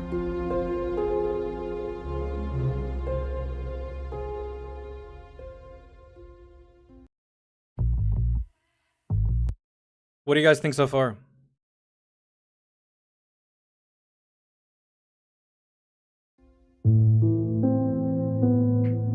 Whether we personally believe them or not, wartime myths are simply part of the history. a reflection. I'd like to believe it. British soldiers saw it. German soldiers saw it. They conversed with one another about what the fuck they saw. They all saw the same thing. They didn't say, they all described the same thing. And I'm telling you guys, at no point when I was ever in a combat situation did I ever think to myself, you know what? I feel like doing a little bit of trolling during and after this engagement. What's the point? What's the point? What's the gain? Because the guy that told the story, even if he was lying, it's not like he gained anything. Yeah, even if he was lying, it's not like he gained anything from it. It's not like he went on a press tour, made money, went out there and sat in front of local and national news. No, it was just, I don't know, man. Grain of truth in everything. On the impact of war and the human psyche on the battlefield. And these legends continue to persist even in modern times. In the opening days of Russia's invasion into Ukraine, a new wartime legend began spreading across social media and news outlets around the world. It told of an unknown Ukrainian pilot flying a MiG-29 who had allegedly shot down 6 Russian aircraft over the skies of Kyiv. No name, no confirmed identity, just a lone fighter appearing where he was needed the most. People on the ground claim to have seen or heard the jet overhead. Videos, stories, and rumors spread at lightning speed. News stations picked up on the story, spreading it to the whole world. Even official Ukrainian military and government channels leaned into the legend of what many were calling the ghost of Kyiv. Whether as morale building, symbolism, or genuine belief. I mean, was nobody tracking this plane? So this plane showed up, does some insane ace fighter pilot shit, and y'all are looking at the radar like, yo, who was that? I don't know. You don't know the pilot? I don't know the plane either. Like, there's no tail number, fucking nothing. This is like, there's no planes missing from the hangar. We're accounting for every plane in the sky. I don't know what that is. That's what? That's insane. The story had power, and in a sense, it was not so different from the Angels of Mons. In both cases, a nation. I've never heard this story before. It's kind of a shame that I'm pretty sure this has.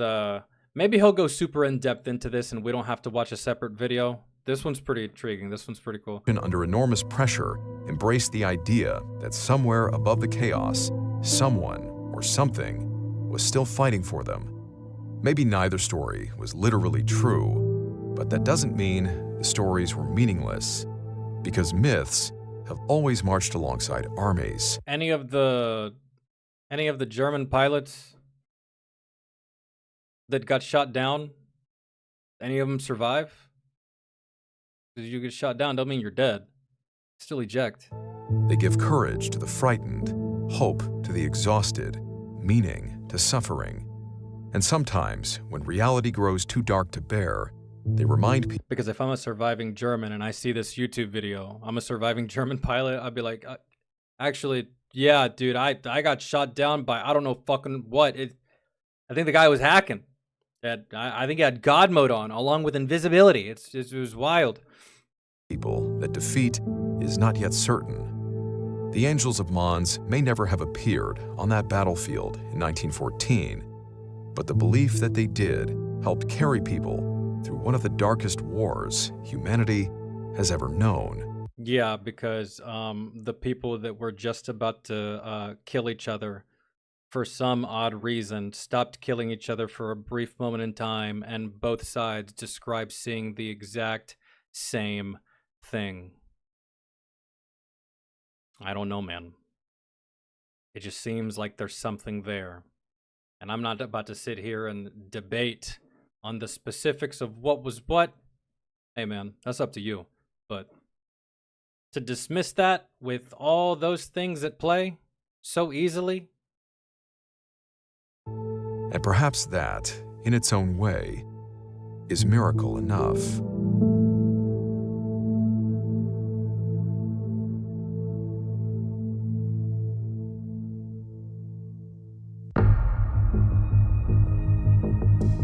Wait. Wartime Stories is created and hosted by me, Luke LaManna. Written by... Damn, that's it? I thought we were gonna get the Ghost of Kiev story. Okay, well, we're just gonna have to watch a full, because I'm just now hearing about the Ghost of... I don't think we've watched anything on that. Ever. Which is wild. So I guess we're just gonna have to we'll have to watch that. Terminated. If you can find a video that's not an hour on the Ghost of Kiev, we will run it. Because man, there's still like... There was still 7 minutes left. I thought we were going to do a quick little story about that. Maybe not the... I thought there was more to that, for sure. So, and there was not. Okay.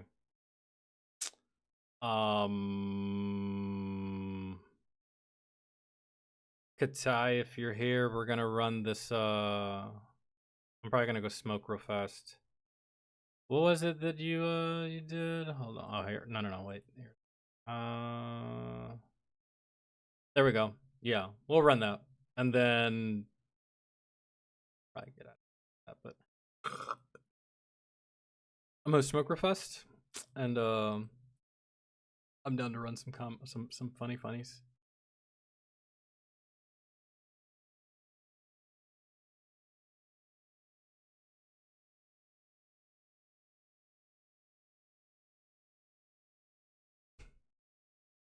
The Met Gala 2026 roast. I love Mentally Mitch. I've never watched the Met Gala. I gotta be honest, guys. I don't know what it is. I don't know what it does. I don't know its purpose. The only thing I know is that anytime I've ever seen pictures of this thing on the internet, it's celebrities that I don't like dressed in the most retarded way. But see, look at that. Look at fucking Whoopi Goldberg looking like a goddamn grape. You look like a fucking grape juice box, Whoopi. What is that? You see what I'm talking about? Crazy. It's so stupid. That's all I ever see. That's gotta be Kanye and his weird ass girlfriend. I don't know. I'm gonna go smoke. I'll be right back.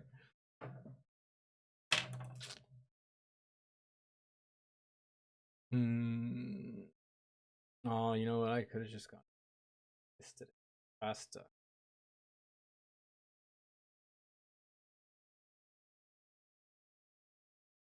Is it? Oh my god. Pull-ups are designed to go up and down like underwear. This helps build big kid confidence. When it was time to... Haha, fuck you. I win, ads.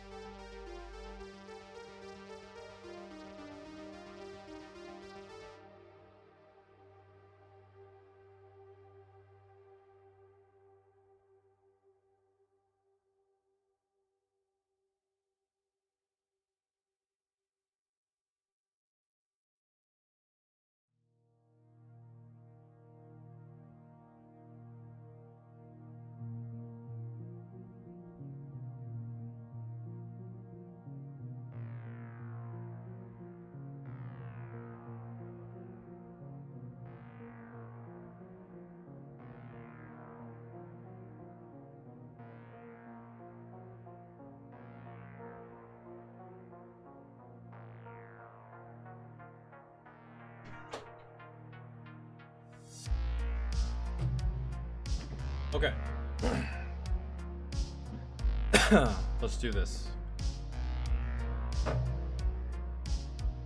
And I've always wondered, is it like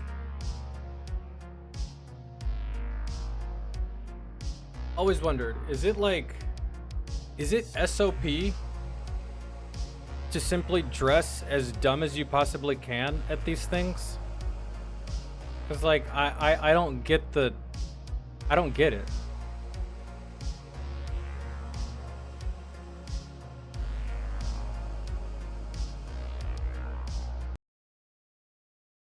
Like, look at this. Is this supposed to be a joke? Is this supposed to be a theme? Like, all right, guys, it's the Met Gala, so make sure you go to your local Party City or Spirit Halloween shop and pick out your attire. Like, what is that? Why does it, like, and they all do it. They all dress as dumb as humanly possible. Is that the point? Oh, it's an art show. And y'all are the type of rich, pretentious people that think that the ugliest fucking thing is art. Yeah, I got it. Like I could do it too. I could go outside right now, dig a hole, take a shit in it, and call it shit in hole, and probably sell it to some stupid bastard on Craigslist for $1,500. Yeah, I get this now. That's why everything looks so fucking stupid. Holy. I've arrived. I know now. Okay. So we missed, I think we watched the 2021 roast, but here we are. Katai, you want this in big mode or you want to keep it here?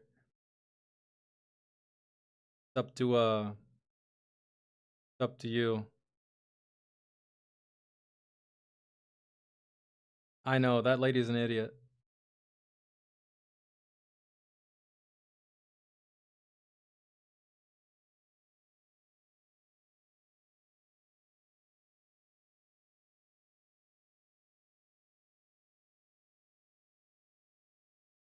Okay. I don't know why I just blinked there, but well, I know.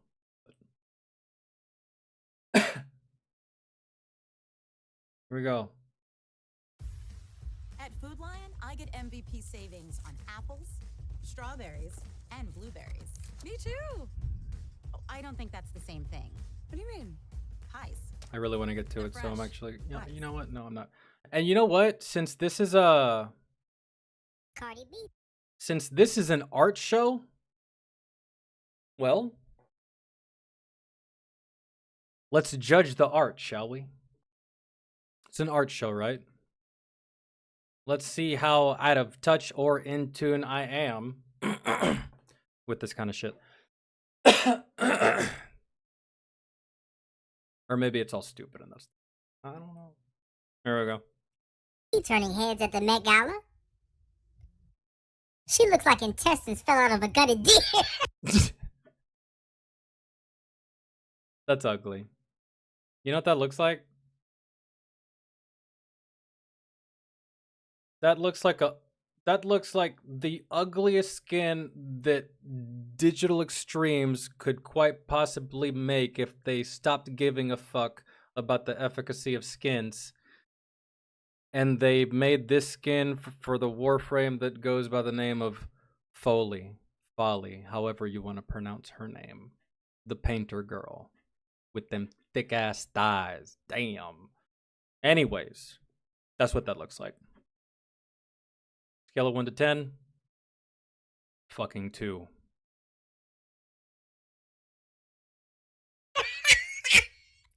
She does.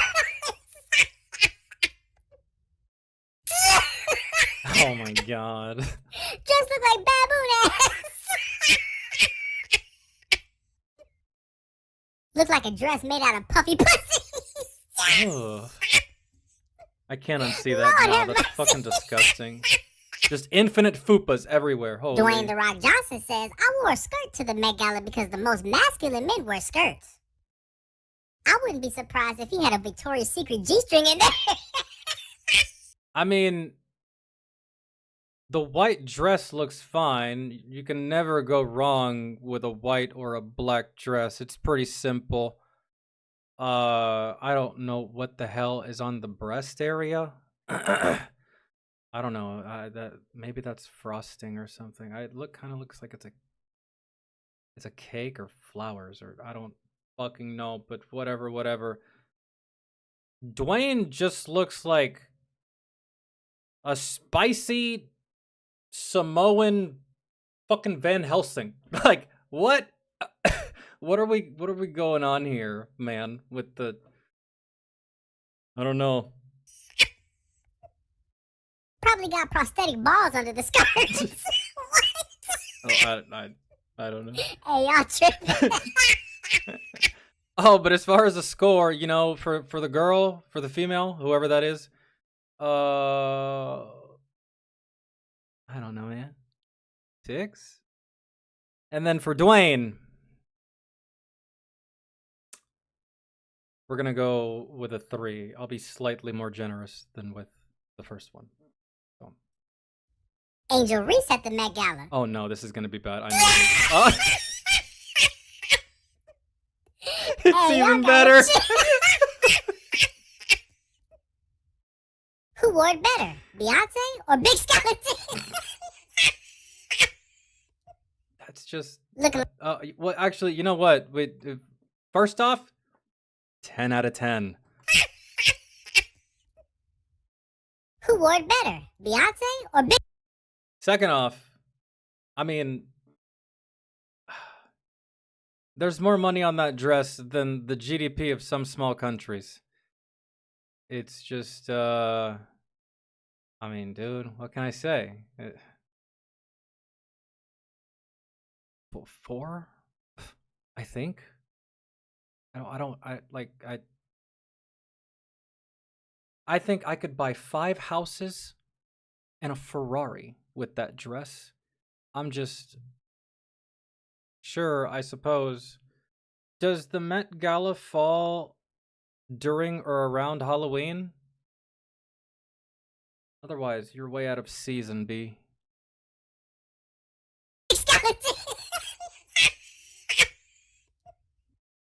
Looking like all they do is eat, sleep, and fart. Yo, who is that? Who is that? Yo, is that Rihanna? No, that's Big Anna. Who is that? And is that Beyonce? All right, not too much. That's Big Beyonce. Is that who we're looking at? No. I forget that Rihanna was pregnant at one point, so my bad. Rihanna and her children's father, as soon as possible, Rockefeller. Oh, fucking Christ! What is this, man? What is that? That looks like like that curved kind of spoon that's specific to scooping ice cream. We all had it when we were kids. I don't have one now as an adult. I just get a fork, run it under warm water, and then fucking slice right into that shit. It's so efficient. But y'all remember what I'm talking about? I don't know what the fuck that is at all. And then this guy, you just look like a really fancy tampon box.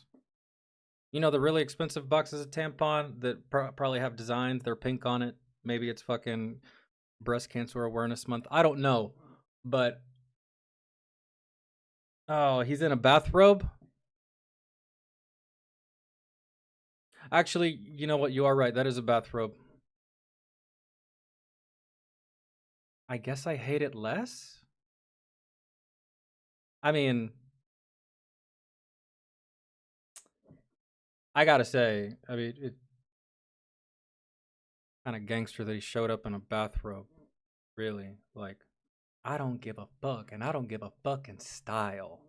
Yeah, I get it, but yeah, still, I don't know. You look like a really skinny bottle of Pepto. But Rihanna. Holy shit. Matter of fact, no, forget what I said. That looks like the capsule that Neo was in the first Matrix movie. Reminds me of Crumble Cookie. What are we going to score this? I'm just gonna score them both at the same time. Same score for the both of them. Well, nah. We'll split it. Rihanna. Do it. And you know what? The dress might not be that bad if she just got rid of all the excess shit.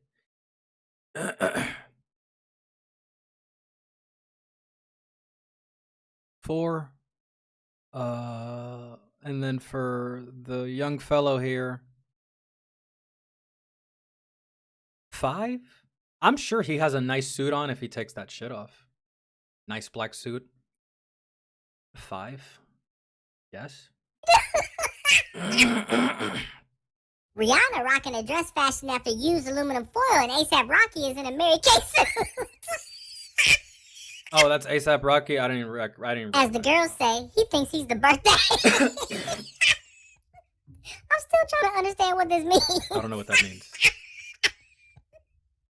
Heidi Klum at the Met Gala. This is like when you drop the toilet paper roll in the toilet by. No, is that? That's it. Is that real? I just, dude, all I see is nips. I'm sorry. Did you really go like that? I think I can see your thong too. That's crazy. I would never. Not for my niece, not for if I had a girlfriend, not for her, not for my mother. I would not want y'all going out like that. You just look like a really pale Statue of Liberty. Yo, tell me I'm Yo, fucking statue needs a new paint job. Who's in charge of that? Huh? We're just gonna let this thing rot? Oh my goodness. Looks like the ghost of Christmas past. I'm trying to understand what look was she going for. I don't know. That La Llorona. There it is. That's the look she's going for. Just watched a video on that the other day. Dwayne Wade and Jimmy Butler? Oh my god, dude. Y'all look like a fucking 1985 R&B duo. Jesus Christ. Especially you, Dwayne. Looks like you just walked out of a ghetto western. Oh my, y'all look like, y'all remember that group? Y'all remember that R&B group, Boys to Men? That, I feel like that's how they used to dress, but they could actually pull it off back then. This just looks fucking strange. But I am a fan of black on black on black. But just like the trousers, that's kind of a no-go. Y'all actually, you need to swap tops. No, actually, y'all need to swap pants. Wade, you keep that atrocious looking shit. What are you trying to be, the Black Woody Allen? What is? I don't know. But I will give this a fairly higher score than the other ones. Fucking 6. That's it. I actually feel like that's too high, but we're going to keep it there. This MF came with his side. Gabrielle, what the Hey, y'all wonder why his son turned into a transmission. The apple doesn't fall away too far from the tree. Yo, Dwayne Wade is really out here trying to be Usher. Look at him. I don't hate you for it, Dwayne. Do it, man. I mean, you're always in Miami, I feel, so maybe that is the attack. But, dude, I'm gonna be honest, man. Now you're just looking like the Black Ricky Martin. It's wild. You're one versatile dude, Dwayne. That's why you're so good on the court, Flash. Y'all gotta chill. I bet y'all didn't even know that that's what they used to call him back in the day. That was his nickname, because he was so fast. Gabrielle showed up and said she would not be outdone. I mean, that's not the worst. I mean, the color. I don't. From this vantage point, that looks like doo-doo brown, Gabriel. I don't know who. You know, back in the day, the house I grew up in, when we first moved into the house, the carpet was that very same color, just like a really ugly brown. And my mom was like, "Oh no, we're ripping that up real fast." Right? But the hairdo just reminds me of something out of, like, I don't know. You look like you belong in the Jetsons or something. Like the whole look that's going on here. Or I think maybe. I have a dress like this from Shein. Is that Queen Amdala's haircut? Yeah, it's dude. Princess Leia, maybe. That's what I was thinking. That's what I was thinking. That's what I should have said. Yeah, some Star Wars hairdo, yeah, type shit. What did I say? The Jetsons? Yeah, it kind of looks like that. I don't know, like Real talk, she should have stayed home. That hasn't been the worst. So First black, transgender, physically disabled model signed I honestly don't even want to see it. I kind of want to skip. to major agency attends Met Gala. You know what? We're gonna leave it right there. Good for they them. Coleman Domingo breathing life into this event. Joseph need a belt to his ass for dressing like a Rubik's Cube. Yo, what the? Oh, dude, man, you know what? Let me tell you something. That shit would go hard on stage. I mean, if you were like a flamboyant rapper, you know what? Tyler the Creator could probably pull that off. You, on the other hand, I don't know, and I don't know why your bottoms look like Marine, but I don't know why it looks like you started to put on a Marine uniform and then you got to above the waist and you just fucked it all up. I don't know, kind of.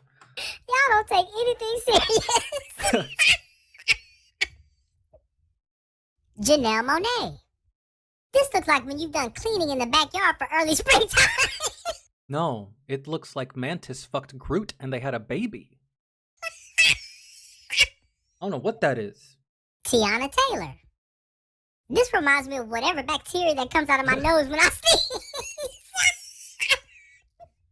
Tanisha, you've been on a roll. I can't even, I don't know. Did we forget to rate the last one? Dude, fucking one. Sweet Jesus. Yeah, I don't know what, it just looks like, it looks like a, yo, don't look at the face and it looks like a really skinny woolly mammoth. That's all I got. This reminds me of whatever bacteria that comes out of my nose when I sneeze. A white hairball? Tanisha, you've been on a roll. Oh, honestly, it looks like dude. Don't look at the face or the hands. Doesn't it look like a dude's beard, like a really long gray beard, quite possibly a Vietnam veteran? So she look like an Afghan hound. Oh, Tessa no. Thompson? Is that Freddy Krueger blue finger?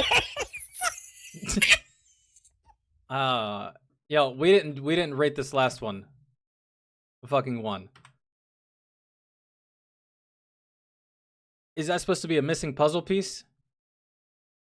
Which I think the whole thing is I think that's what it is, right? It's a missing puzzle piece.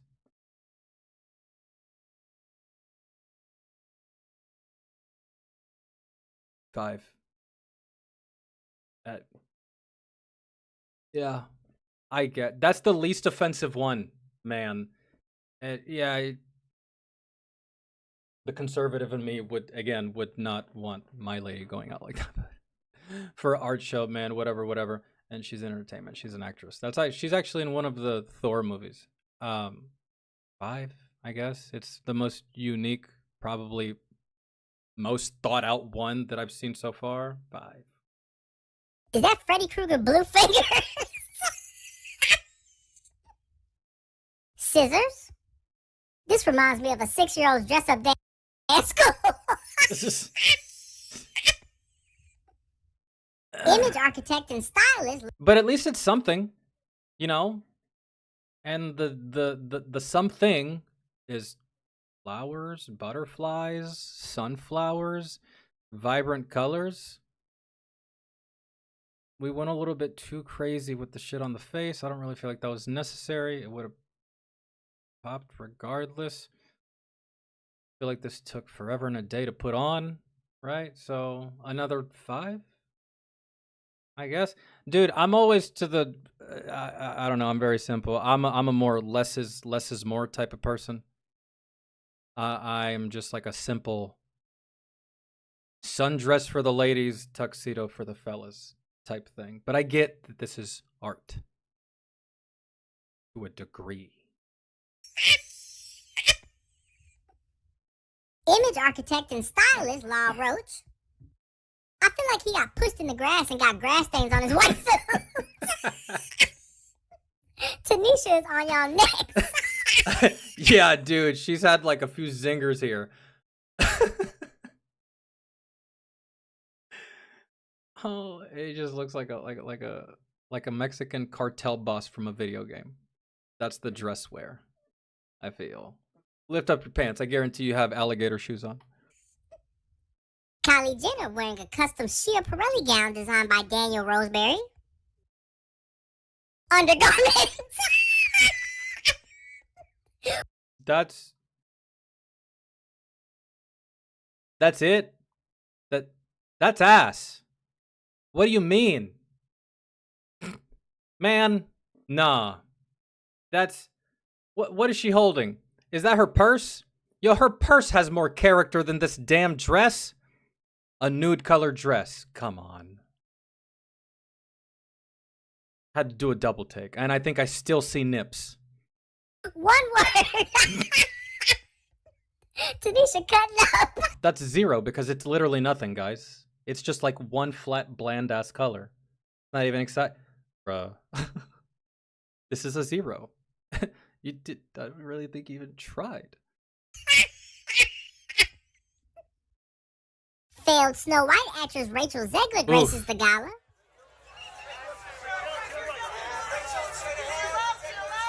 Yo, seriously, why do you... You know, I've seen so many videos of people roasting Rachel for this.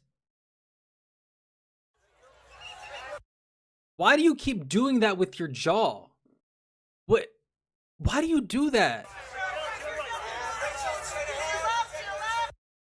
You did the same thing, bro. You did the same thing in the Snow White movie. I saw people... I saw clips. I saw screenshots. I saw people roasting you for this. It's just like, what? It's just like, I'm just gonna pretend to have, what are you what is that? I can't get over it. And I can't unsee it now that these fucking content creators pointed it out to me. It's just like fucking Sling Blade. I don't get it.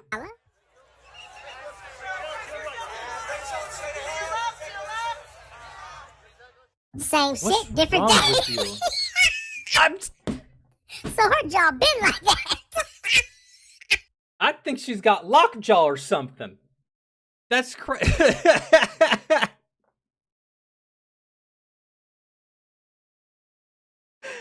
Oh my god. For those unaware, the jaw thing is because she's an absolute coke fiend. I was gonna say that. I wanted to say that, but I wasn't 100% sure because I always associate it with like the Theo Vaughn exhibits this shit a lot. Where you're just grinding, you're speaking through your teeth because you're clenching them and grinding them and shit like that. You're just clenching your jaw because you're fiending, right? And I've always seen that, but rarely do I see the jaw. But I mean, I don't know, man. Sometimes I find myself just like tight jawed because nicotine, right? So I get it, but like, isn't it your job as an actress or an actor to mitigate and or minimize or completely erase anything that says you when you're portraying a character? You know what I mean? Like, that should be something that you should be able to get rid of. That's part of your craft. Your character doesn't. Your character doesn't do this, right? So, like, shouldn't that be something that, like, if you were serious about your craft, you would remove that, right? Even if it is a part of you, right? But if you're on cocaine, you're not thinking like that, so it doesn't matter. Cane jaw is quite a common side effect. Wait, hold on, this makes sense. Snow White and the Seven Lions.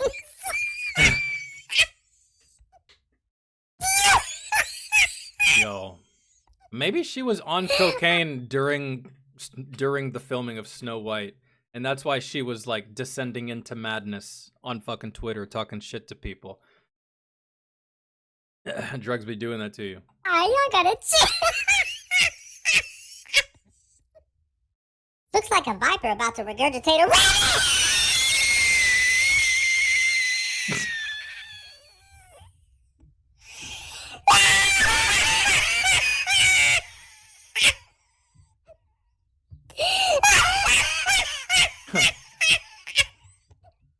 This is the best description.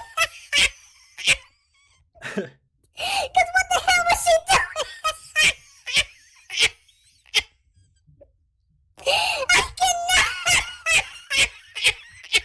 I don't know. I really don't know.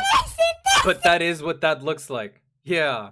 Now that I'm remembering, once upon a time I had a snake, and this little bastard like ate the rat kind of halfway, and then just like I wasn't feeling it, and he like she's just like, you know how snakes can unhinge their jaw.